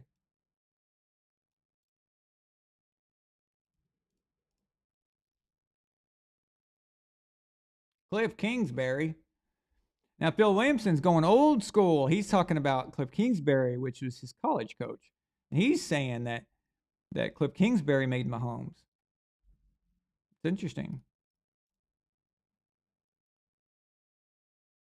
Watch Cliff Kingsbury be the offensive coordinator next year for the Chiefs after some stupid team ends up giving Eric Bieniemy a team. Whatever. Joe Burrow. I like that. Oh, who came up with that? Who was the first one to come up with Joe Burrow? I like that. That's good. Luke did it.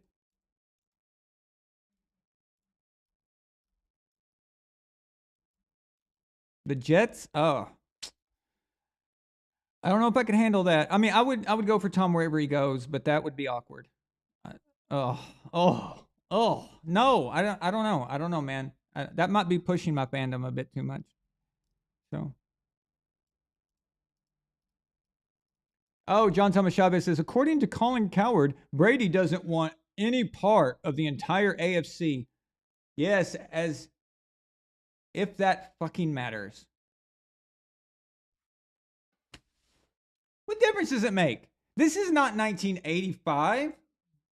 This isn't the AFC versus NFC where there's no salary cap and certain dynasties kind of conglomerated into one conference.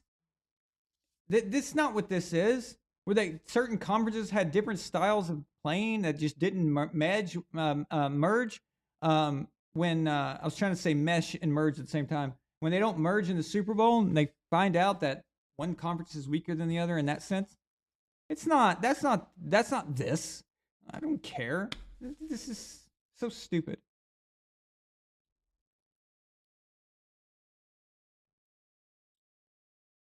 Yeah, I mean, Brady doesn't want any part of the AFC. You know what, Milena? I guess Brady wanted part of the AFC when, for how many freaking years, was Ben Roethlisberger, Peyton Manning, Carson Palmer, Phillip Rivers. Before Phillip Rivers was Drew Brees. I mean, yeah, I mean, that's damn. Baltimore Ravens defense. Yeah, I mean, how did Tom survive that? That's crazy. He couldn't do that, could he? I mean, he possibly couldn't deal with that, could he? They said the same thing when he went to the NFC in 2020. Oh, he better pick an AFC team because the NFC is, it's starting to get heat up, It's like, what are you talking about, dude? Things change constantly. Next year, it could be the NFC that is all of a sudden having, a breakout year where they're the ones like having all of the great players and stuff. It's just, anything can change. Look how fast this shit changed. It changed real quick. Just shut up, Colin Cowherd. What a fucking chode.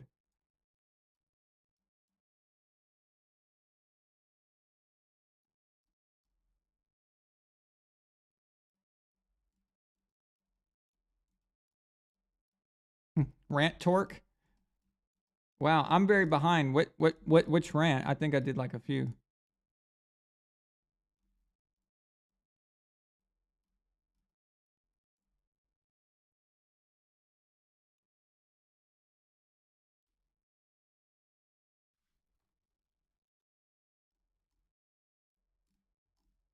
Well, missing a super chat means that I moved on past it and addressed another one after that. If I hadn't, but if I haven't addressed it yet, that just means I haven't scrolled down yet. But Milena usually tells me.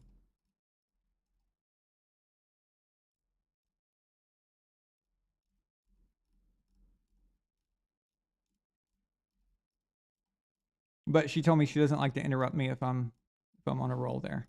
So we're doing good tonight. We had average about 60 viewers at a time. So guys, please, if you're new here, like and subscribe. Mainly subscribe. That's the biggest thing. When you subscribe, click the bell icon. Make sure it's a solid color.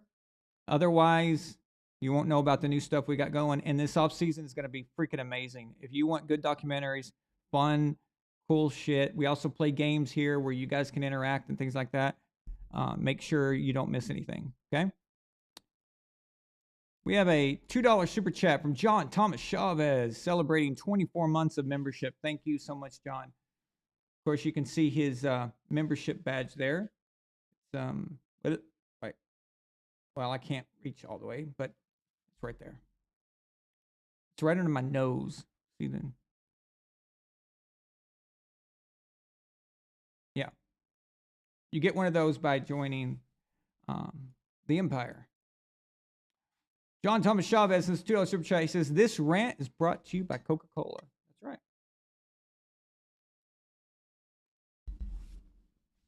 I'll drink to that.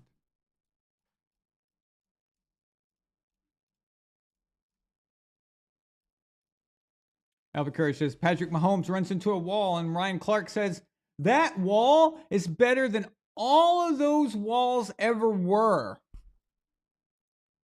Or walk, I'm sorry.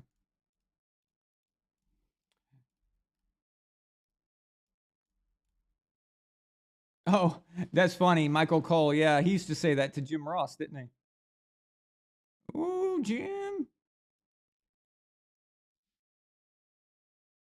What's up, Michael? Haven't seen you in around a while. Pack Only Podcast. Welcome. We don't have too many Packers fans around here.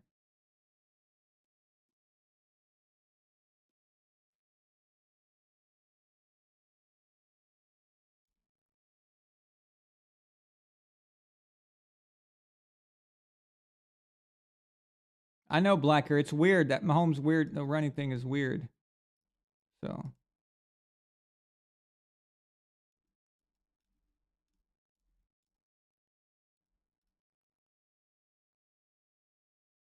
Well, Alpha Courage is trying to make sure that I see those super chats, huh? I must be pretty far behind in the comment section then.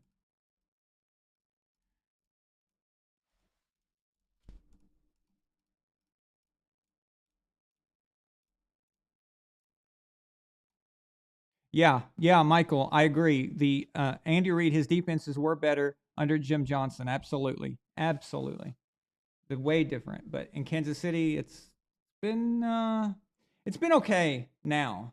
I think Steve Spagnuolo was definitely an upgrade, but it's still, yeah, definitely not the Jim Johnson defense. Definitely.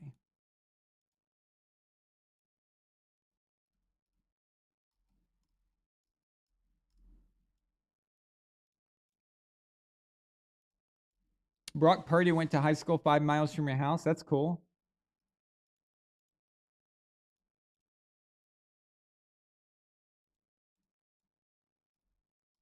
No, Phil, until Brock Purdy was named the starter, didn't know about him. You might have if you were a 49ers fan. I'm sure Raphael probably knew who he was. So.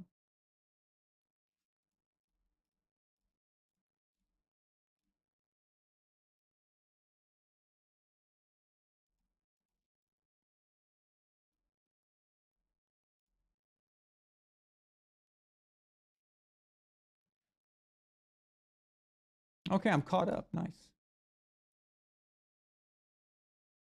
So, Milena, I hit all of them, didn't I? Okay. Hell yeah. I'm finally caught up, guys. So talk to me. Talk to me. Hey, if you're new here, say hi to me, please. Tell me who your favorite team is. Actually, even if you're not new here, talk to me. Say hi to me. Is Raphael still around? I want to know what he thinks about my logo.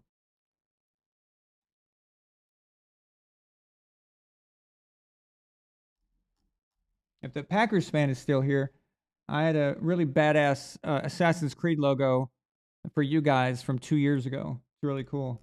If he's still here, I'll show it to him.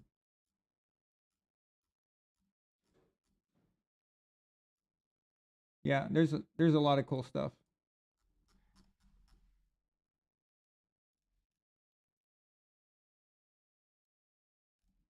But so with the going back to the Eagles Giants, there's not much to say really about that one. But yeah, I underestimated the Eagles. I'll admit it. That's fine. Just for entertainment value, I think either way, the AFC is going to provide us with a team that is going to be interesting to watch. It's going to be fun to watch. So what's left in the AFC is good. We were fine. We were fine even before the Bengals-Bills game, because even if it was the Bills, it would have worked. The NFC is what I'm worried about. The Eagles kind of bore me quite a bit, and I don't know. I just don't take them the same way as I take Dallas and San Francisco. Would love either one of those to have won. So I would have been okay. But the reason I didn't think Dallas could beat Philadelphia, so it had to be San Francisco anyway. So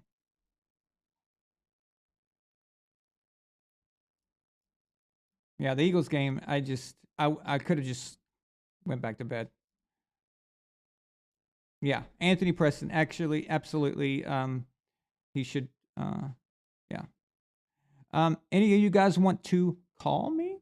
We haven't done that in a while, so let me get your thoughts. You can call on Tyrone. Oh, Pat's for Darwin. Yeah. Did you see Diggs yelling at? Did you guys see Diggs yelling at Josh Allen? Josh was just like, "Leave me alone."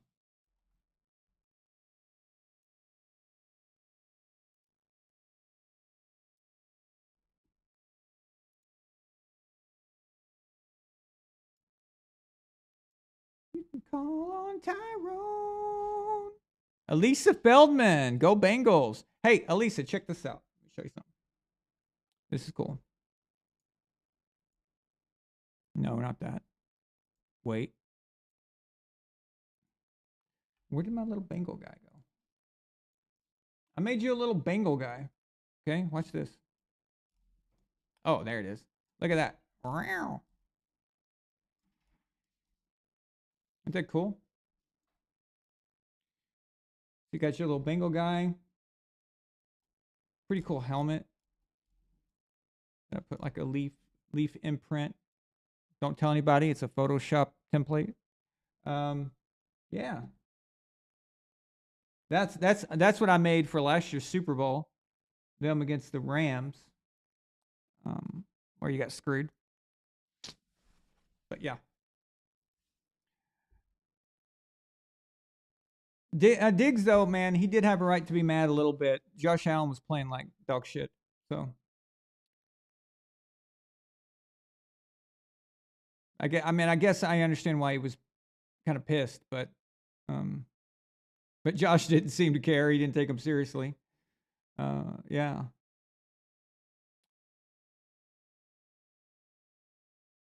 John Lynch. Hey, nice name. John Lynch, congratulations tonight on the 49ers victory. You are a very good general manager. So John just says, and John, please subscribe. He says, just rewatched your Brady versus Montana. Crazy to know how much more he has done since. Again, great job on that video. Thank you so much. Appreciate it, man. I know, right? When I made that video, it seemed like an obvious point that to even have to talk about Brady versus Montana. But since then, everything he's done since then is just insane that he's added on to. It's remarkable.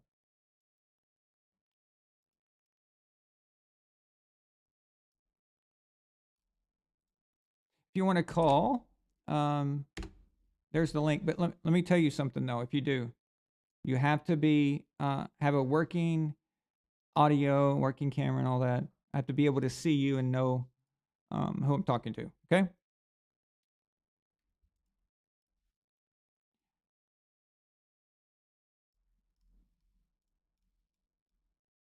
Yeah. Of course. I'm not taking anything away from the Bengals, Pat. That's not what I meant. But Josh was flustered, and it was clear that it had a lot to do with the Bengals. But also, Josh was just not making the right decisions. He wasn't seeing open guys. There's a lot of guys that were open that he missed from time to time. And with how good the Bengals were, like you're saying, you can't miss those chances. You can't miss them. You've got to hit every little opportunity that when you've got a guy that's open, you've got to see everything. And that's the difference between guys like Brady and Burrow, for example. Burrow sees those guys. He sees them. And Josh missed them. That's big difference right there. Tonight, same thing. Dak did not see those guys, did not see his guys. And you can't make those mistakes.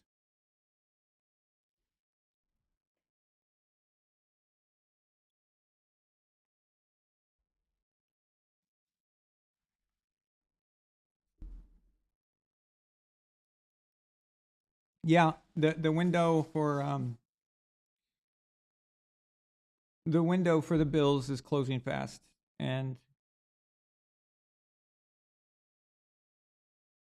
that's only and honestly, it has nothing to do with the roster or the team in specifically. It's more of the longer you hang around at that level, the more kind of people know what you're about, and usually you can catch people off guard, and you can come out and just be this great team that nobody really saw coming. The Bengals. So in a few more years, people are kind of going to have an idea what the Bengals are about, and it gets much tougher. Okay? That's why I always say it's much more difficult to be a winner after everyone knows what you're about than it is to catch lightning in a bottle early. If you saw the Patriots, they won 3 Super Bowls early, and people couldn't catch on. They just couldn't get over the Patriots. They couldn't get past them. But then by 2005, Denver was able to beat them. 2006, the Colts were able to beat them. So it was running out. It was running its course, okay? And then by 2013, they hadn't been in a Super Bowl in nearly a decade. So everyone kind of knew what the Patriots were about, but they redid it. And even though everyone knew what Tom was about and how he was, it didn't matter. They win 2014, they win 2016, go back to Super Bowl 2017, win again in 2018. That is when, so to be able to do it on opposite ends, and that's why I never understood the argument. A lot of people, speaking of my Montana versus Brady documentary, if you go there and watch a lot of the Montana fans, they make the argument, well, Joe won 4 in a shorter amount of time. And they say that as if that is a positive in Joe's category. I don't understand that. That doesn't make sense. It would be easier, and I put that in quotations because it's not easy at all. None of this is easy. Winning a Super Bowl is not easy. Winning 4 is insane, okay? And Joe won 4. But he won 4 in a shorter amount of time. It took Tom longer to get the 4th one, okay? Even though Tom had gone to 6. So he took him even more tries to get to the 4th one. How in the world would you say that that's better for Joe? It is easier to catch that lightning in a bottle. So had Tom got his 4th one in 05, 06, or 07, let's say they beat the Giants, it would be similar to Joe, but that's still a lot of the core pieces are still there. A lot of the same guys, the philosophy is still the same. And that would make sense that he would get 4 in that time frame. But to get a 4th one and add 3 total extra in a completely different decade, when the only guy other than you that's still on the team is Vince Wilfork, who was actually a rookie in 04. So when you got your 3rd one, he was a rookie, and he's the only guy with you now when you're winning in 2014. And he's on defense. So he's a defensive tackle. So it's not like you have a rapport with him on offense or something. I mean, that is insane. To live through 2 different generations of players and win Super Bowls in both of them. That is something else. I don't think that's ever going to happen again. Okay. If they say Patrick wants to be the GOAT, Patrick Mahomes wants to be the GOAT, well, he's going to have to win now. He's already, he got one. He got one. So congratulations. He's got one. He's got as many as Aaron Rodgers. He's got as many as Drew Brees. There you go. Okay. Well, you need a second one. Well, he already got to a second one, lost. And he lost to the same guy, Tom Brady, the same guy they were comparing him to. Then the 3rd one gets put out by the Bengals. This year, that same thing could happen. But even if he wins this year, let's say that Patrick gets a second one this year. So he started in 2018. He's already pretty good into his career now. Remember, Tom won his first one his first year starting and won 3 within 4 years of that time. Patrick's behind the curve, what I call the Brady problem. Okay? The Brady equation. And the Brady equation is winning later on. Winning later. Winning now is expected. Winning early when you've got the right team around you and the right pieces, that is expected. We expect you to do that if you're a great team. The Chiefs are a great team. The Bengals, I'm expecting the Bengals to do something like this. I'm expecting the Bengals to be back in the championship game next year. I'm expecting them to continue this for several years. The difference between Joe Burrow and Patrick Mahomes, in my opinion, is that 10 years down the road, when all of these guys that's on the Chiefs and all these guys that's on the Bengals are all gone, or a few of them may be at the end of their careers, Patrick Mahomes will still be there. Joe Burrow will still be around. I think Joe Burrow will still be better in 10 years than Patrick will be in 10 years. I think Patrick is one of those guys that he is a great player in a small amount of time, but it doesn't last. And Joe Burrow is built for the long haul. He is going to be able to do like the Peyton Manning thing. So I can be good early, and then late I can, win MVP and stuff like that. And I can have different teams completely, like Peyton did with the Colts. And then he went to Denver and completely different group of guys, different coaches and stuff. Patrick's not always going to have Andy Reid. He's not always going to have Travis Kelce. He's not always going to have the scheming around him. And there's nothing wrong with that. It happens. It's just the natural evolution of things. But winning later on, Patrick is already behind. He's 2 Super Bowls behind. And don't forget, tying is not enough. Patrick does not need 7. He needs 8. Why does he need 8?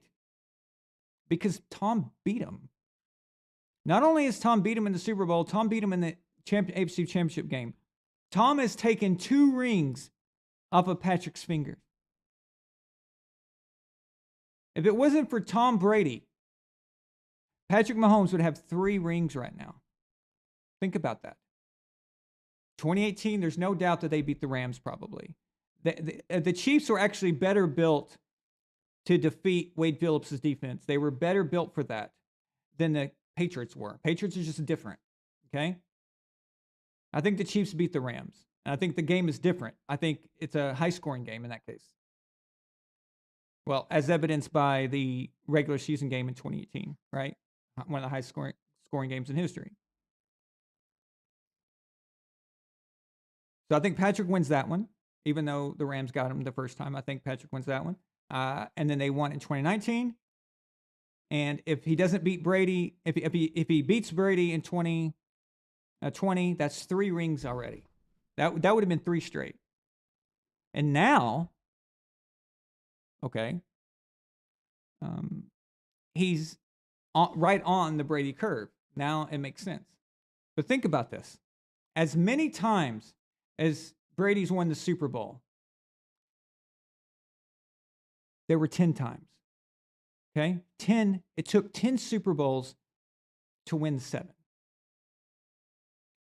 So are we going to be realistic and say that Patrick, in order to get 7 or 8, he's going to need 8.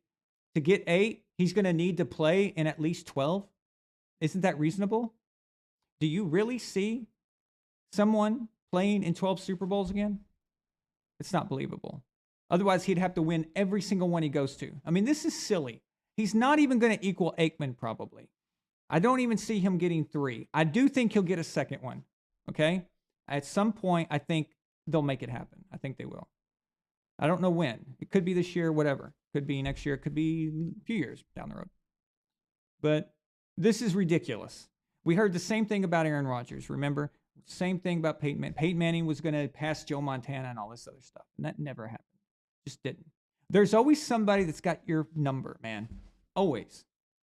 Peyton Manning's nemesis was the Patriots. Nobody saw that coming. Nobody expected that. The Patriots. Let's talk about the Patriots in the year 2000. Let's get in our time machine. We're Doctor Who. We're getting in the TARDIS. We're going to dial it up. We're going to go back in time. Okay? We're going to go back in time to the year 2000.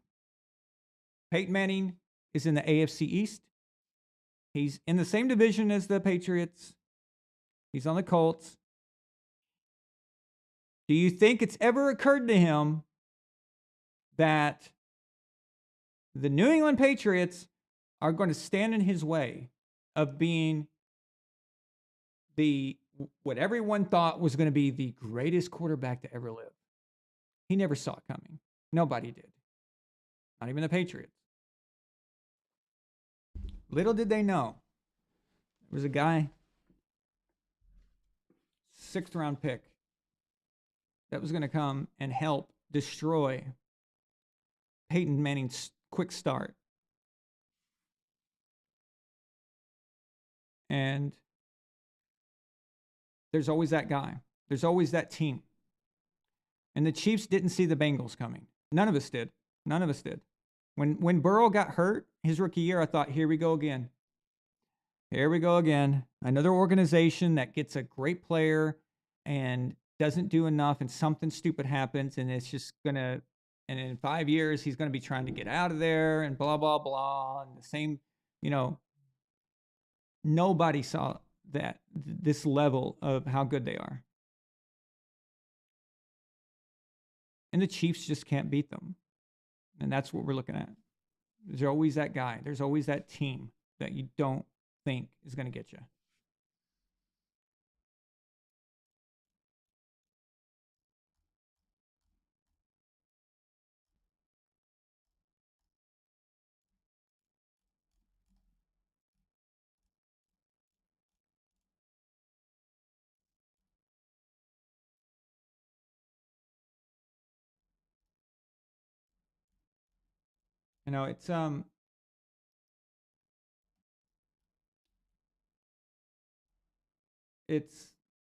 It's almost weird talking about it. Like, you're trying to do the math and you're trying to figure out how does Patrick Mahomes surpass Tom Brady when he's only got 1, and we never did this kind of math for other guys. It just would seem ridiculous, right? It's just, but when they say stuff like this, then we have to start thinking about it.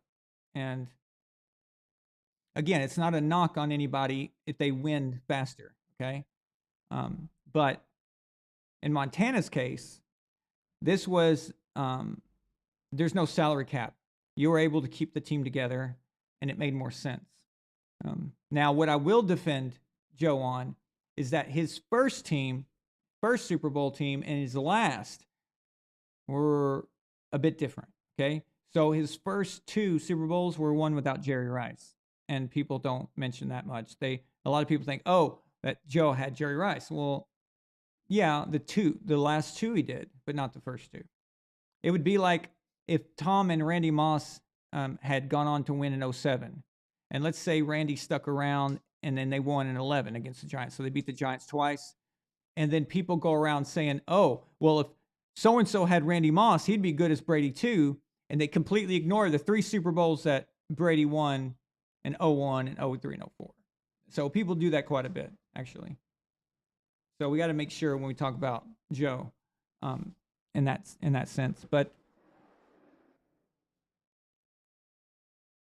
what the hell was that?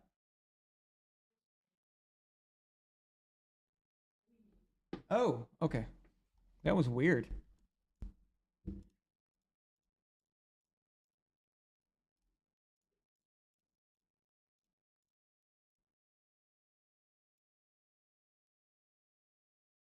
Oh, I wonder why it didn't ring, Gord King. Sorry about that.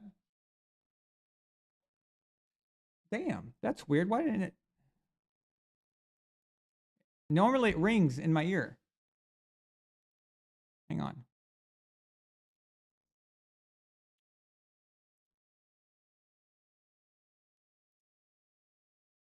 Okay.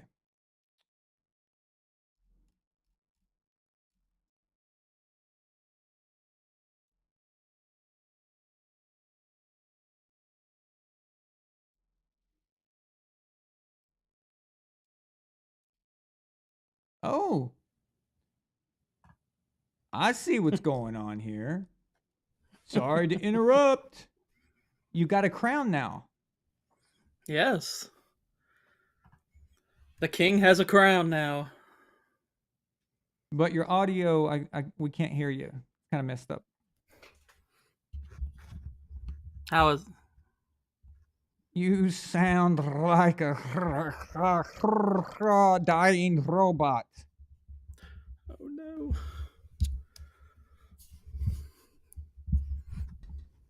But great setup, though. I like it.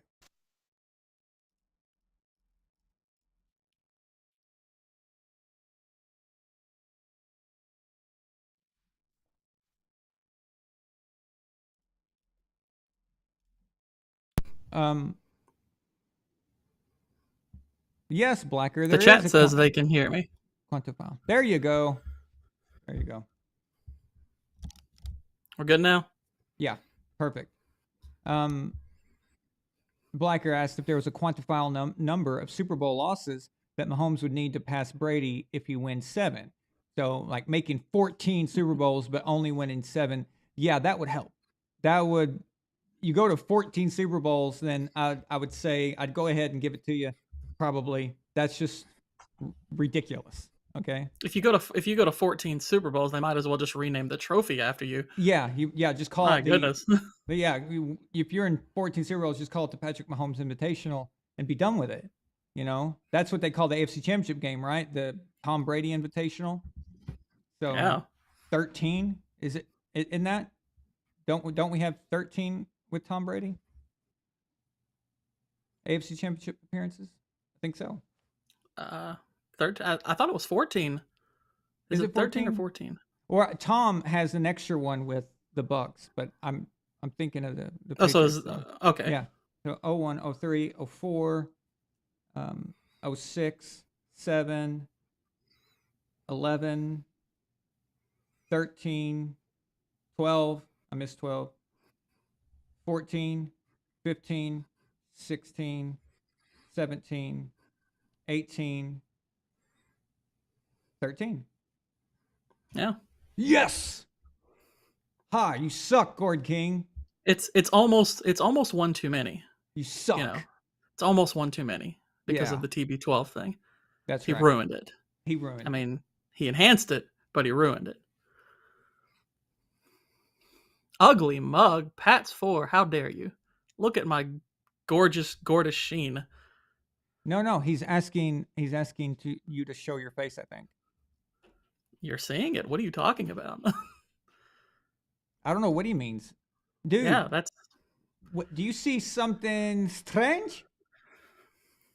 Do you see I have something no idea strange? what you mean. I see a king with a crown. It's a crown. I see a Dave, crown. I turned into a pumpkin. I am the Gourd King. I mean, What is a pumpkin? What pumpkin? look at me. I am beautiful. I see a king with a crown. That's what I see. All right. I figured I'd move on from the hobo crown pre 100 subs. But now that I'm at 100 plus subs, I figured a crown would be necessary. Elisa Feldman's asking me if I'm wearing a Lakers hat. And I am actually. Yes, I got this. Me and Milena went to see Kobe Bryant several times actually, but one of the trips that we went to see Kobe Bryant, and she got this for me. But to be quite honest with you, I'm not a Lakers fan or anything. I don't give a flying crap about it. But my favorite player was Kobe Bryant, so, and it's a cool looking hat and it matches. So I think that's, yeah.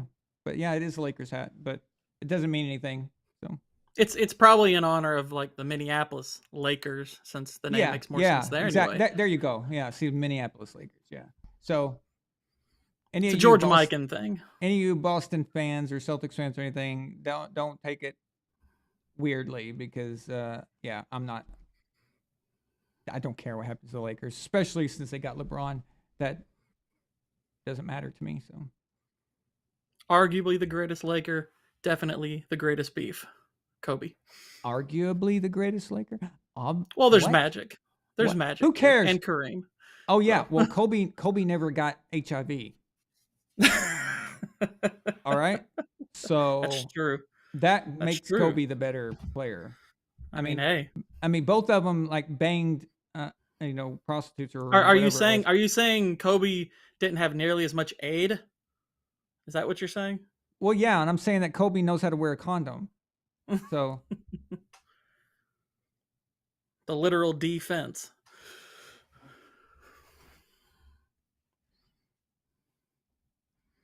Hang on just a second. Let me check this out. Brian Conrad deleted his message. Why did you delete your message? I want to know what you said. I wish I had an override button. That's true, Ryan. But Mahomes can never be the GOAT because he lost me an Xbox, which is that's right. like Buffalo losing 4 straight. So Patrick's basically 1-5. Yes. So already more losses than Brady. I mean, it's pathetic. Yeah, Brian. Yeah, Brady never went to 3 Super Bowls in a row. I don't think I mentioned Super Bowls. He went to 3 out of 4 twice. Yeah, 3 out of 4, but he went to 4 out of 5. Actually. Yeah, 4 out of 5, yeah. He went 2014, 2016, 17, and 18. But championship games, there was a stretch where there was 8 straight. Like, we'll do it again. Okay, just make sure. 11, 12, 13, 14, 15, 16, 17, 18. 8 straight. Yep. That's freaking stupid. It's crazy to think that there was that stint. Like, if you were 8 years old in 2018 and you had been, well, let's say you were like 12 years old and you'd been watching football since you were 4. That means you have never seen an AFC championship game without Tom Brady. Exactly. As far as you're concerned, he's just there waiting like a Dark Souls boss for every team. It's ridiculous. Okay. It's insane. So I remember when they went from 01, 03, and 04, and I thought we wouldn't see that. I never thought we'd see that again. I thought the Cowboys are the last guys to get 3 like that because of the salary cap and everything. Mm-hmm. But then they did those 3, and I was like, okay, we're never going to see that again because of the salary cap as well. So you keep saying that. And then they do the 4 out of 5 from 14 to 18, which is just, what the hell? Really? I mean, it's unbelievable, man.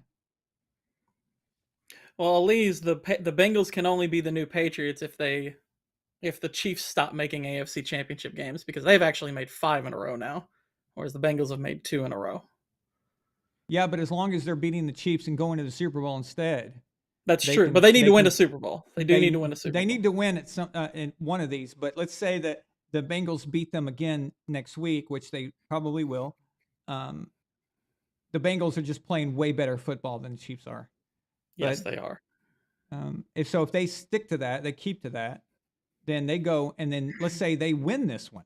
They win the Super Bowl, and then next year they're back again. Now we can. That's starting to look interesting there. So, and then what if Joe Burrow is known as the Chiefs dynasty finisher? Like Brady's known as the Chiefs dynasty killer right now. But what if Burrow's the one that finishes them off? You know, like the final death blow. He's their Waterloo. Yeah. Except he turns around and makes his own empire. Yeah. Yeah, there you go. Yeah, exactly. So keeping out this offseason, regardless of whatever Cincinnati does this offseason, they have a lot of cap room. Yeah, it's crazy. Now, granted, they could use that on guys they already have, and that would be fine. I would understand that, but they've got money to make moves. So they could be around for a while if they keep it healthy and keep their core together. But I'm looking forward to seeing it because I grew up watching the Bengals. They're local to me, and most people around here are Bengals fans. Oh yeah, it's really cool to see them. It's Louisville, weird to see them Louisville or Lexington. I'm from Louisville. I'm in Lexington. Okay. I didn't think about that. I didn't think about you in that sense when regarding the Bengals, but that's true. You probably grew up a Bengals fan. That's interesting. Wow. I grew up a Bengals fan when football was just something I would watch but didn't really follow.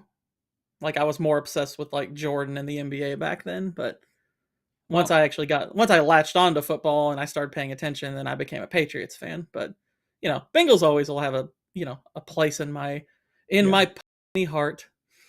Well, my son Ramses, of course, is a big Bengals fan, so naturally, right?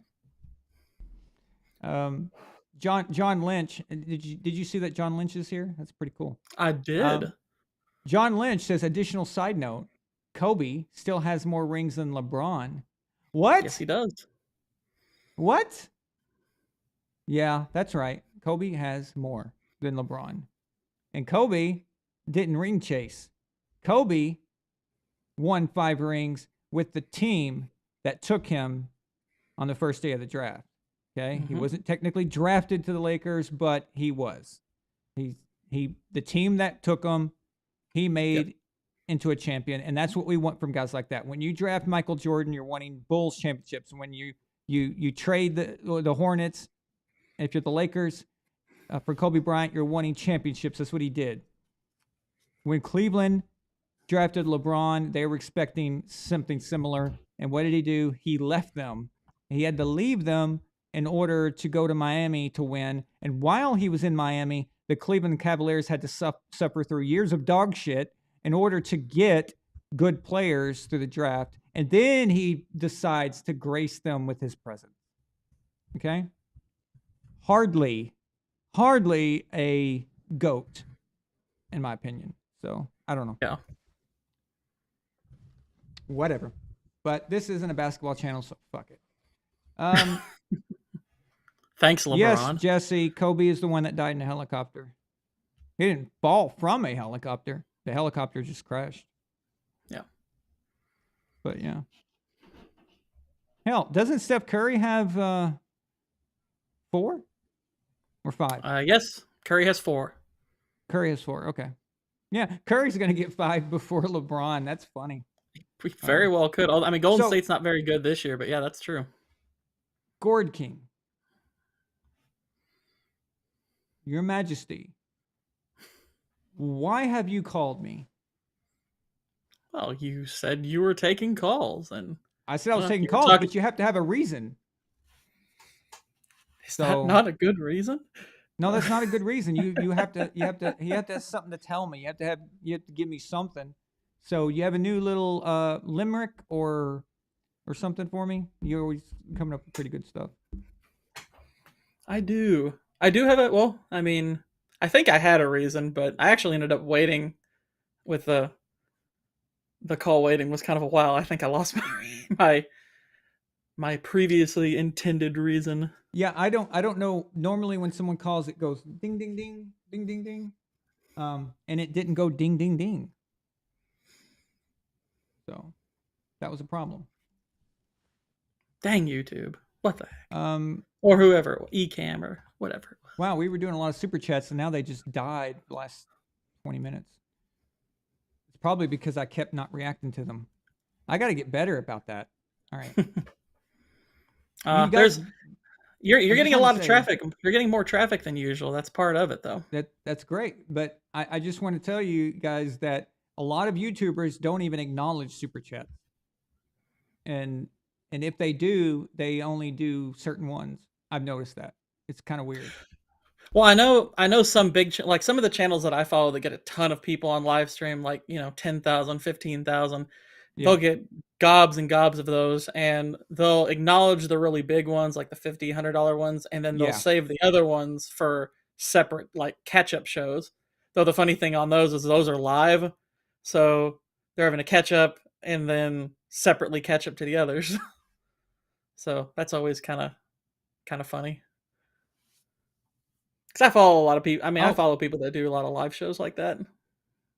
Luke says, if Burrow makes another Super Bowl in the stacked AFC, what's the excuses for Rodgers and Breeze, who have been to one each?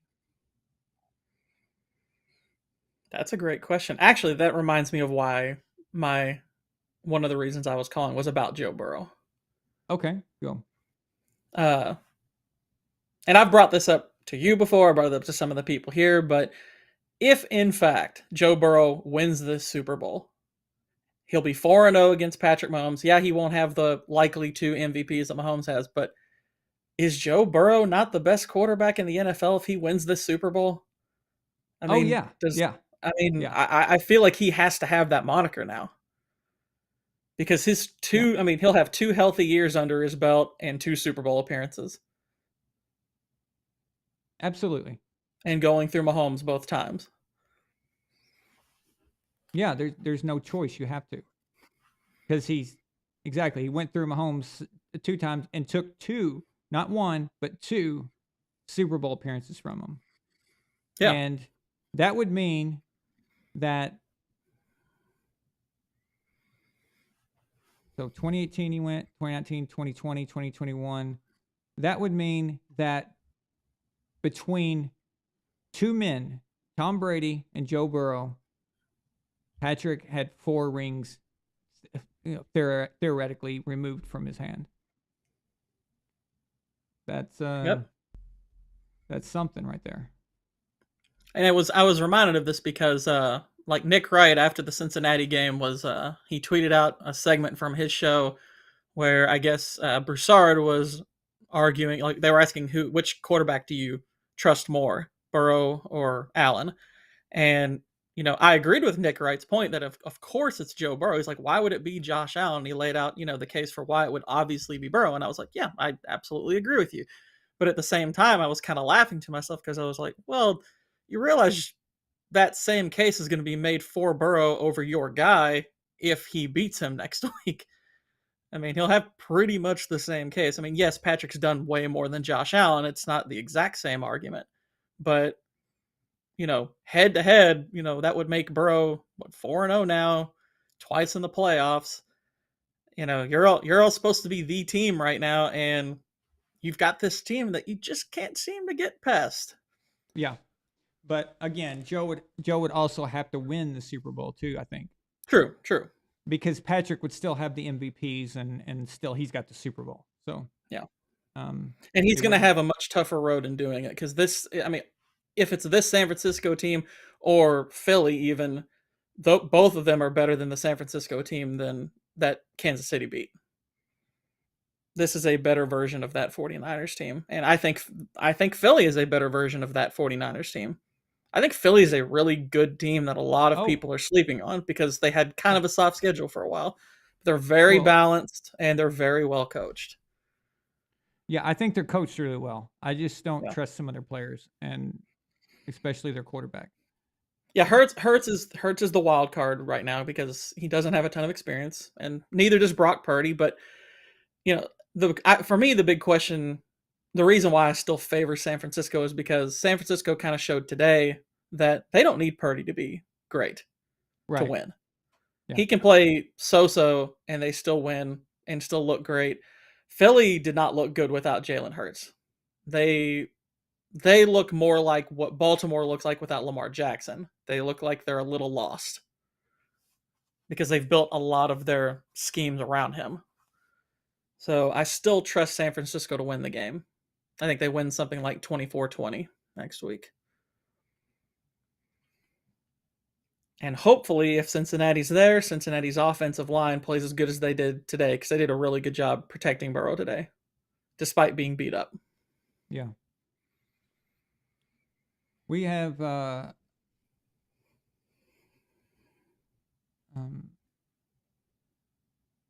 Blacker 58 said, sadly, this is the first year since 2012 Brady has not won the Super Bowl on an even numbered year. Regular season wise, of course, but it's true. It's always been every other since 2014. But yeah, that's true. But it doesn't matter because there's always next year. Yeah. That just reminds us just how ridiculous what he's done. And honestly, how close it came last year, Bucks Rams, that divisional game. That just a few small details changed.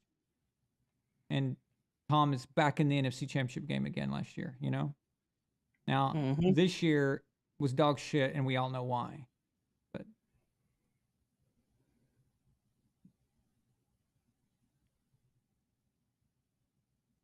yeah, Pat's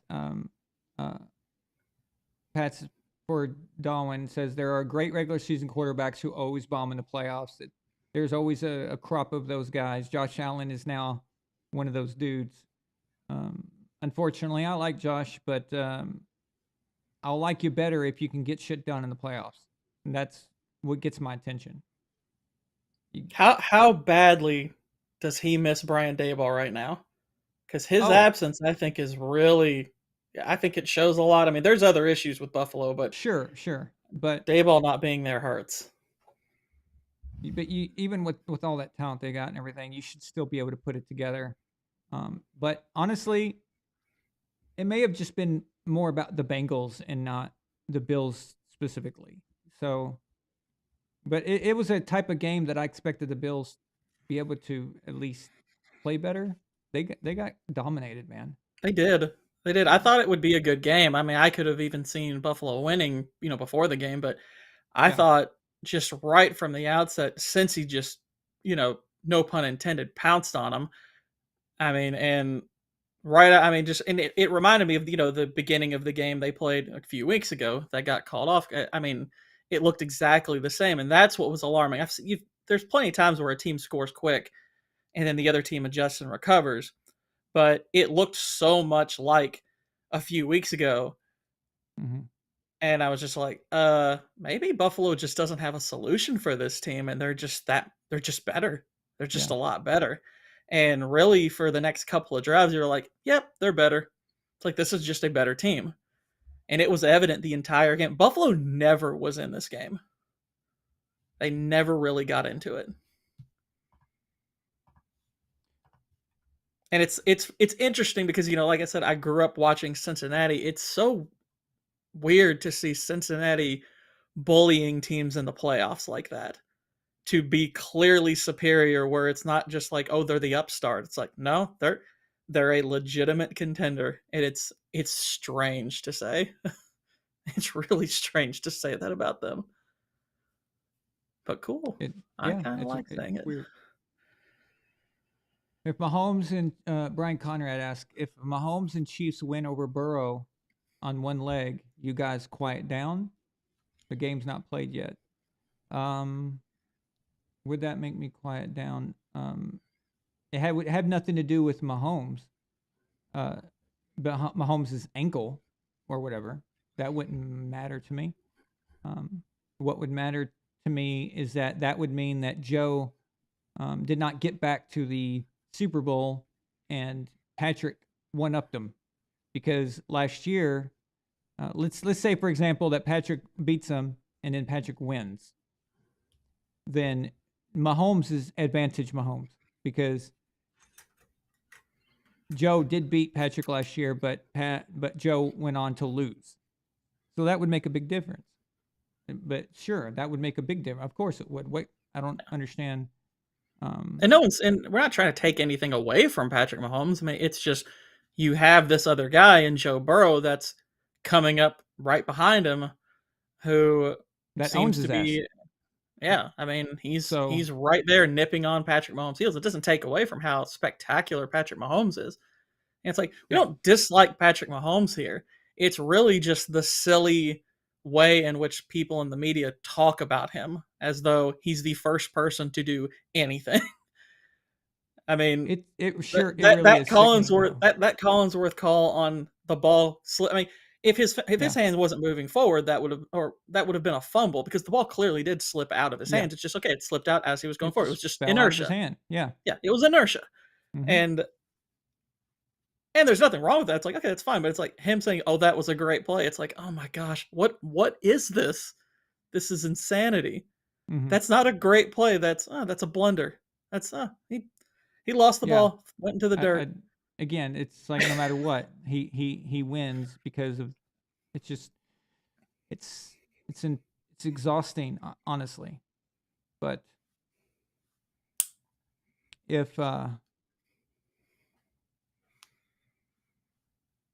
Mahomes loses this, then they're going to find some excuse. But of course, they're going to blame his injury. That's why I call him the LeBron of this era, because I've never seen people make so many excuses.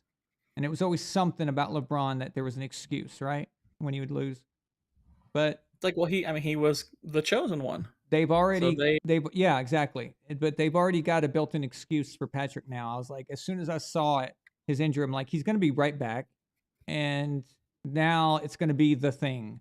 If he loses, it's because he was hurt. If he wins, it's the greatest thing anyone's ever seen. Although Brady won an AFC Championship game with a hole in his throwing hand, I'd like to see anybody else do that. And against a better Jags team. Oh, yeah, a better defense. Yeah, they were the number one defense for that year. So, and I'll give Mahomes the benefit of the doubt that he was hurt and everything. And yeah, it was gutsy for him to come out there. But to be perfectly honest, Mahomes didn't play. He didn't play great. He played fine. And I'll be honest, I don't necessarily think they needed him out there to win. Kansas City's defense, that's the thing that's getting underrated in that game. Kansas City's defense did a really good job against Jacksonville. And I think they would have still won the game if Henny had been out there and they just said, Patrick, you're just going to rest. Okay, we'll reevaluate you after the game. But, I'll give Patrick credit. He went out there. He did his job, had 2 touchdowns. He did a good job. That's great. But what them say, it's like the flu game. It's like, stop. Just stop. Because that level of hyperbole, it's like you're making this hard to enjoy. Oh, that's like exactly you're just what I'm making this referring to, hard to enjoy. Let's be real right now, okay? And Brian, obviously you're clearly a Chiefs fan, which that's cool. But I just want to say, you're talking about, Kurt's done all these things as a young team. Well, no, actually, Kurt Warner had a better start to his career than Patrick Mahomes has. Okay, so if Patrick wants to switch that and top that, he's going to have to at least, in my opinion, get back. And then because Kurt has one thing that Patrick didn't do, which was doing it all at the same time. He's the last person to be MVP, Super Bowl win, and Super Bowl MVP. Okay? But as of right now, Patrick's going to get the MVP, right? So now they're tied in my opinion. But for Patrick to kind of go past that, as far as starts of the career. Now, Kurt took 2 different franchises to a Super Bowl. But my point is that Patrick is not even done what Kurt did, and we're already trying to make Mahomes the fucking GOAT here. This is stupid. Yeah. It's absurd, and that's the problem, you know? I wouldn't even refer to Tom as anything until he got that 4th one. I wanted to see that 4th one to really be able to start talking about him and Joe, you know, that kind of thing. But I didn't want to go there until I saw that 4th one. Yeah. Now let me appeal to you to use it for a sec, Brian. Just so you know where we're coming from. Number one, you the Vegas has the Chiefs favored to win.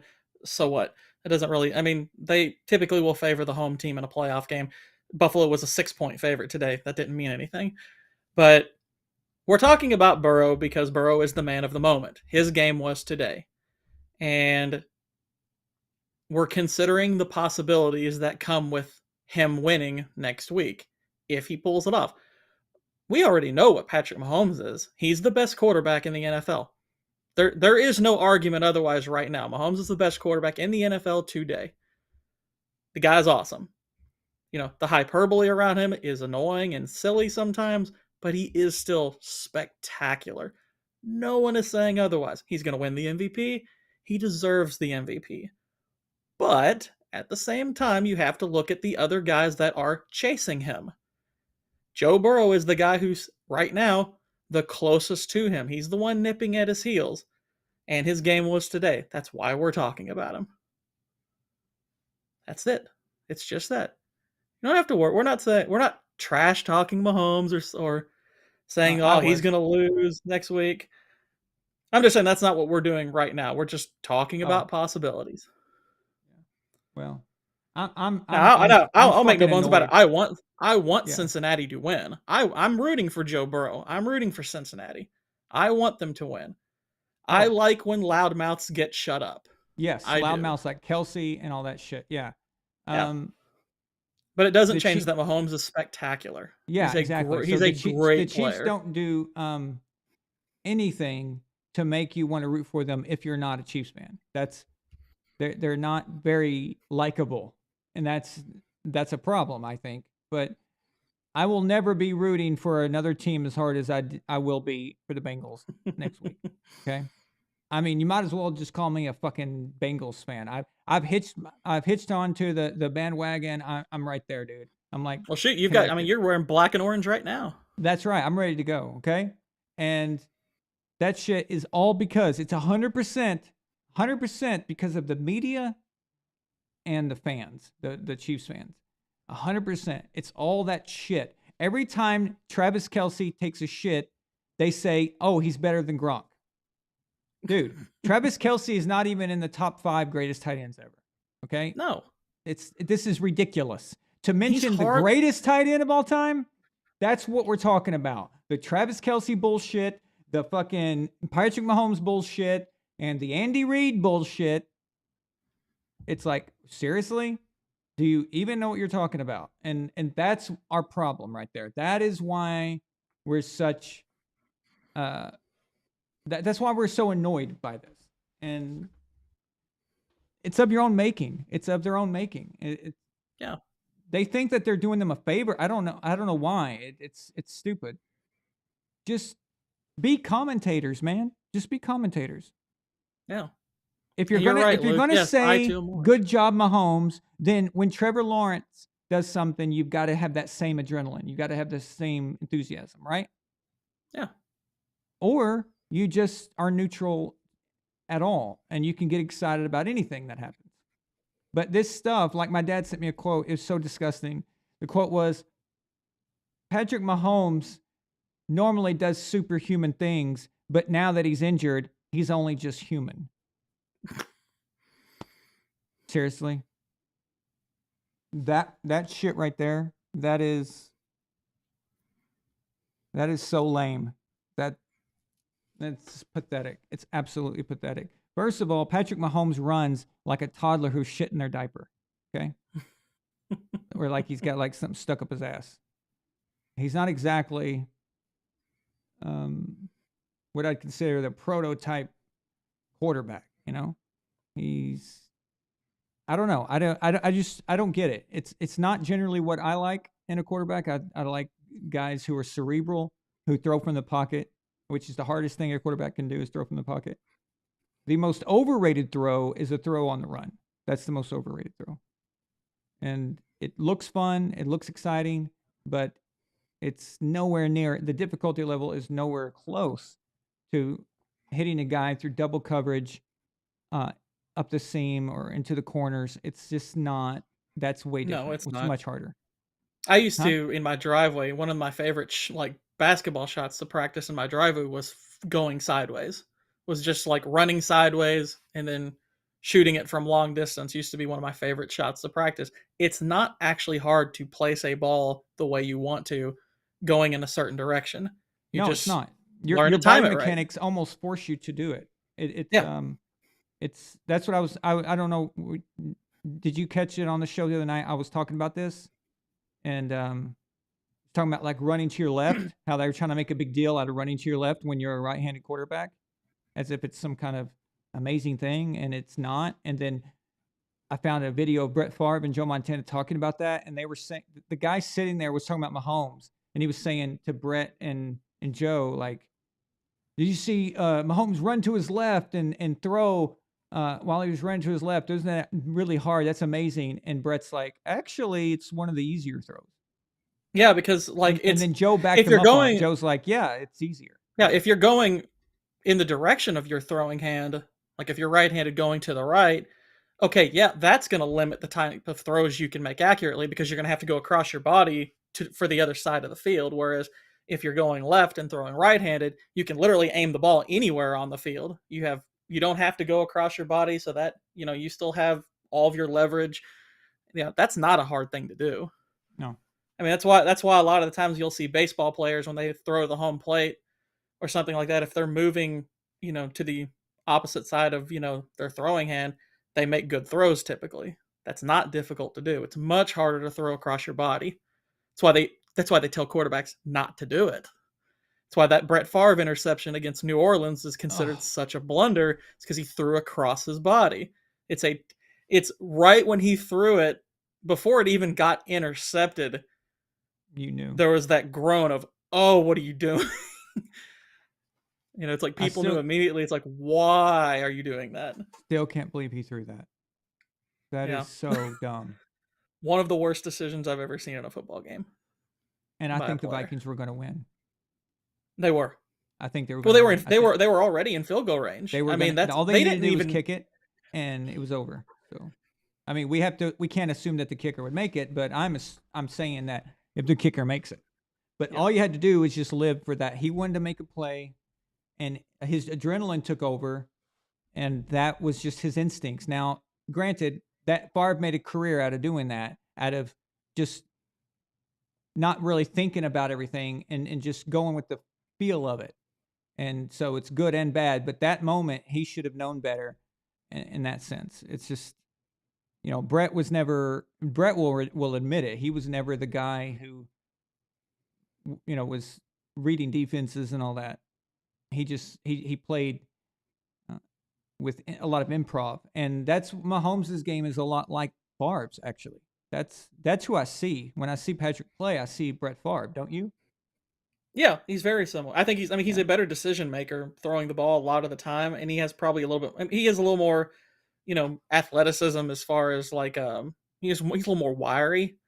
I don't think he could take anywhere near the same number of hits that Favre took. I mean, Favre wasn't just amazing for all the games he played in a row because he played them in a row. It was amazing because he got hit a lot while doing it. Mahomes, I don't think could take those kind of hits, but he's good at. He's very elusive. He's very slippery. They're a bit different in stature. Yeah, that always helps, I guess. Let's see. I'm going to just check it for. I'm actually curious now. So Brett Favre is 6'2", 222 at his prime. I think Mahomes is a little taller than he is. I don't know what he weighs.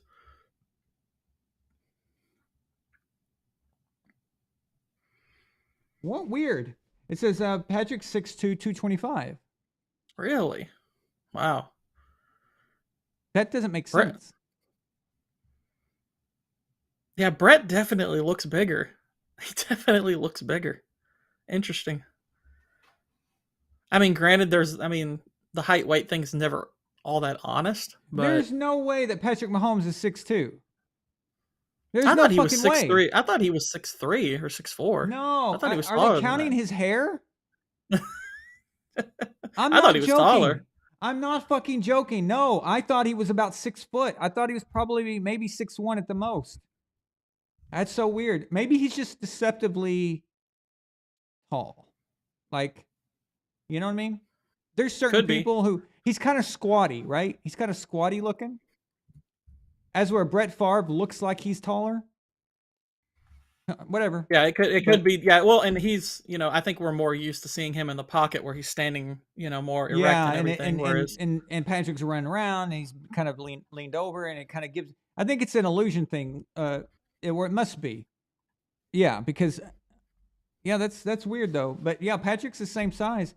But the thing is certain people are more injury prone. But Patrick hasn't really missed much, has he? Either. I mean, he gets nicked here and there, but all quarterbacks do. It just depends. I wonder how many sacks he's even taken in his career. He rarely gets. He doesn't. I mean, he gets sacked some, but not a ton. Yeah. He didn't get sacked like the 51 times like Joe Burrow will get sacked. I've wondered though what Brett Favre's brain looks like. I just wonder if he's got a lot of CTE problems. He hasn't displayed any. I'm just wondering, like, later, because I've seen him take a lot of bad hits to the head. But again, CTE is also about the person as well. You can be a guy who constantly takes hits to the head, and for some reason you didn't develop it. And other guys, just a little bit. Like, I was shocked by finding out that Aaron Hernandez had one of the most severe cases of CTE already. I mean, that means that he had taken some in college and then early in his Patriots career, and when he did get hit, it was bad. Like it did a number on him, So, well, put it this: I looked up Patrick's sack statistics. His worst season for sacks was getting sacked 28 times. And just to give it some context, Russell Wilson, he's never been sacked fewer than 33 times. Just oh God, yeah. Russell Wilson is already in the top 10 for most sacks all time, and every other person in the top 10 they played 15 or more years, whereas Wilson's played like 11. That guy takes so many. I'd be worried about his brain, because if he plays much longer, he's going to easily be the most sacked quarterback in history. Oh, I think he's taken over like 450 sacks already. Which is an insane number. Well, I remember him saying before he left, I think it was the year before he left Seattle, him saying after 9 seasons he had taken 400 sacks, and I thought he was being hyperbolic. And then I looked it up and I was like, oh my gosh, he has taken 400 sacks. That short time. He's taken 482 sacks already in his career, and he's only been playing since 2012. He was sacked 55 times this year.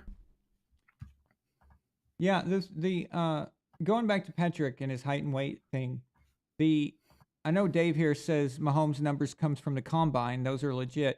That doesn't necessarily help us, because there's been plenty of times where they've lied about heights at the combine.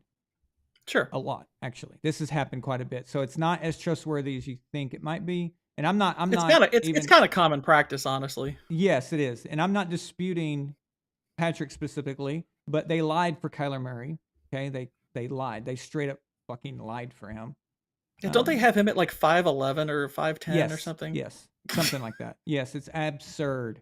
Okay, but the thing about Patrick and what makes me curious is that he's 6'2". Okay, I'm 6'3", which means I'm only an inch taller than Patrick, and I'm usually always the tallest guy in the room. Okay.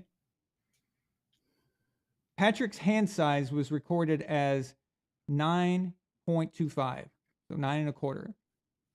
That is the smallest that a lot of teams want to see for hand size versus, guys who are over 6 foot tall, right? So that is weird to have a 9.25 inch hand size and be 6'2" at the same time. That's just kind of uncommon. And again, it doesn't prove anything. It just, what is your hand size, Gord King? Well, I can tell you right now, my height is 13 inches. So your height is 13 inches. Y'all have seen, no lying here. I saw your ruler. Yeah. I'm going to list at 16 inches, but my hand size. Okay. Cool. If I had hands. You're pretty tall for a pumpkin. So. Well, yeah. We value height, but not too much. There's those girthy gourds that are, they're just not fit. So some people were posting here some things.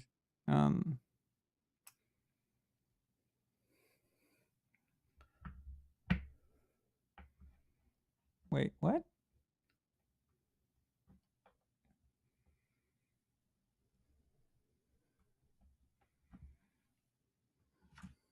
Anyway, yeah, Mahomes is probably 6'2" because I have seen him stand next to people. I think he's just deceptively 6'2", like because if I was tall, more thinking you can be his, tall I and thought his weight looking. looked off. Like it's not so much the height that I have a hard time believing. It's the idea that he's actually a little heavier than Favre. Favre looked he appeared more stout. Maybe the pads are just thicker, but Favre has always appeared more stout. I'm glad you bring that up. Pads have gotten smaller over the years. That definitely is true. So they've gotten more body forming and the technology's gotten better, so you don't have to have this massive big ass thing on you. And a lot of quarterbacks elect to have smaller pads when in areas where they don't think they're going to get hit a lot or they don't generally take a lot. But yeah, those pads Brett Favre were much bigger. But that's true. So that it gives off a weird impression. But that's the weird thing. A lot of people are surprised when they find out that Brady's so tall. They don't think Tom Brady. They see Tom Brady on TV. They don't think how tall he is, and he's taller than me. It's like, what the hell? It seems weird. And he's a legit 6'4". Oh, absolutely, yeah. He may even be. Yeah. The weird thing is Gronk is only like 2 inches taller, but he's way bigger. He's way bigger than Brady. See, that's the thing about Gronk is that I think he might be taller than that too. It just depends. Like they don't measure him in his shoes, I guess. So, but if you see him out in the world, which is what we always see people as, we don't ever see people barefoot. Okay, that it's not in your family or whatever.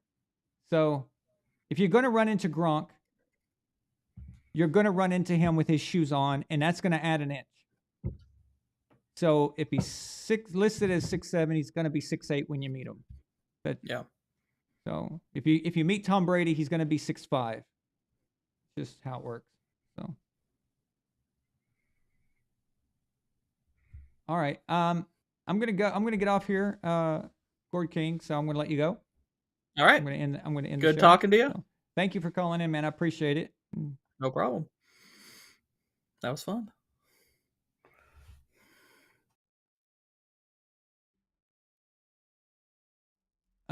Okay, guys. So I want to thank you guys for being here tonight. It's been awesome. It's been a lot of fun. If you're new here, please subscribe, like I said, and we'll see you next weekend for the preview shows for the AFC Championship game, and then all day we'll be on for the championship games, and we'll watch those together if you guys want. I think it'll be fun. I'll be uploading videos all week long. Now, I just want to remind you, as always, after the show, I leave the chat on for 10 minutes, so we guys can talk football in the chat if you guys want to. I'll be there with you, and just basically wind down the evening. Okay. So thank you guys so much. I really appreciate you. And, well, yeah, see you when I see you. No.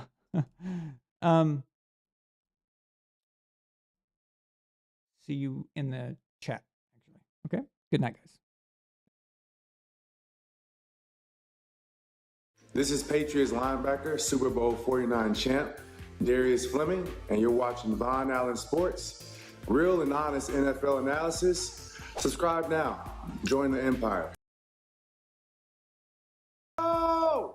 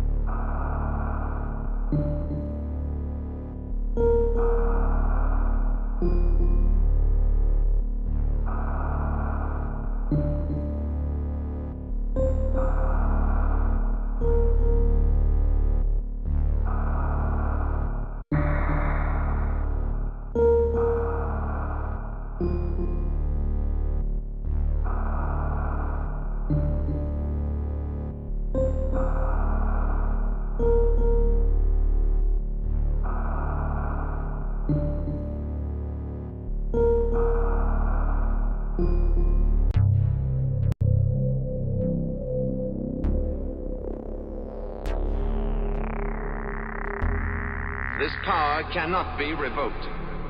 This power cannot be revoked.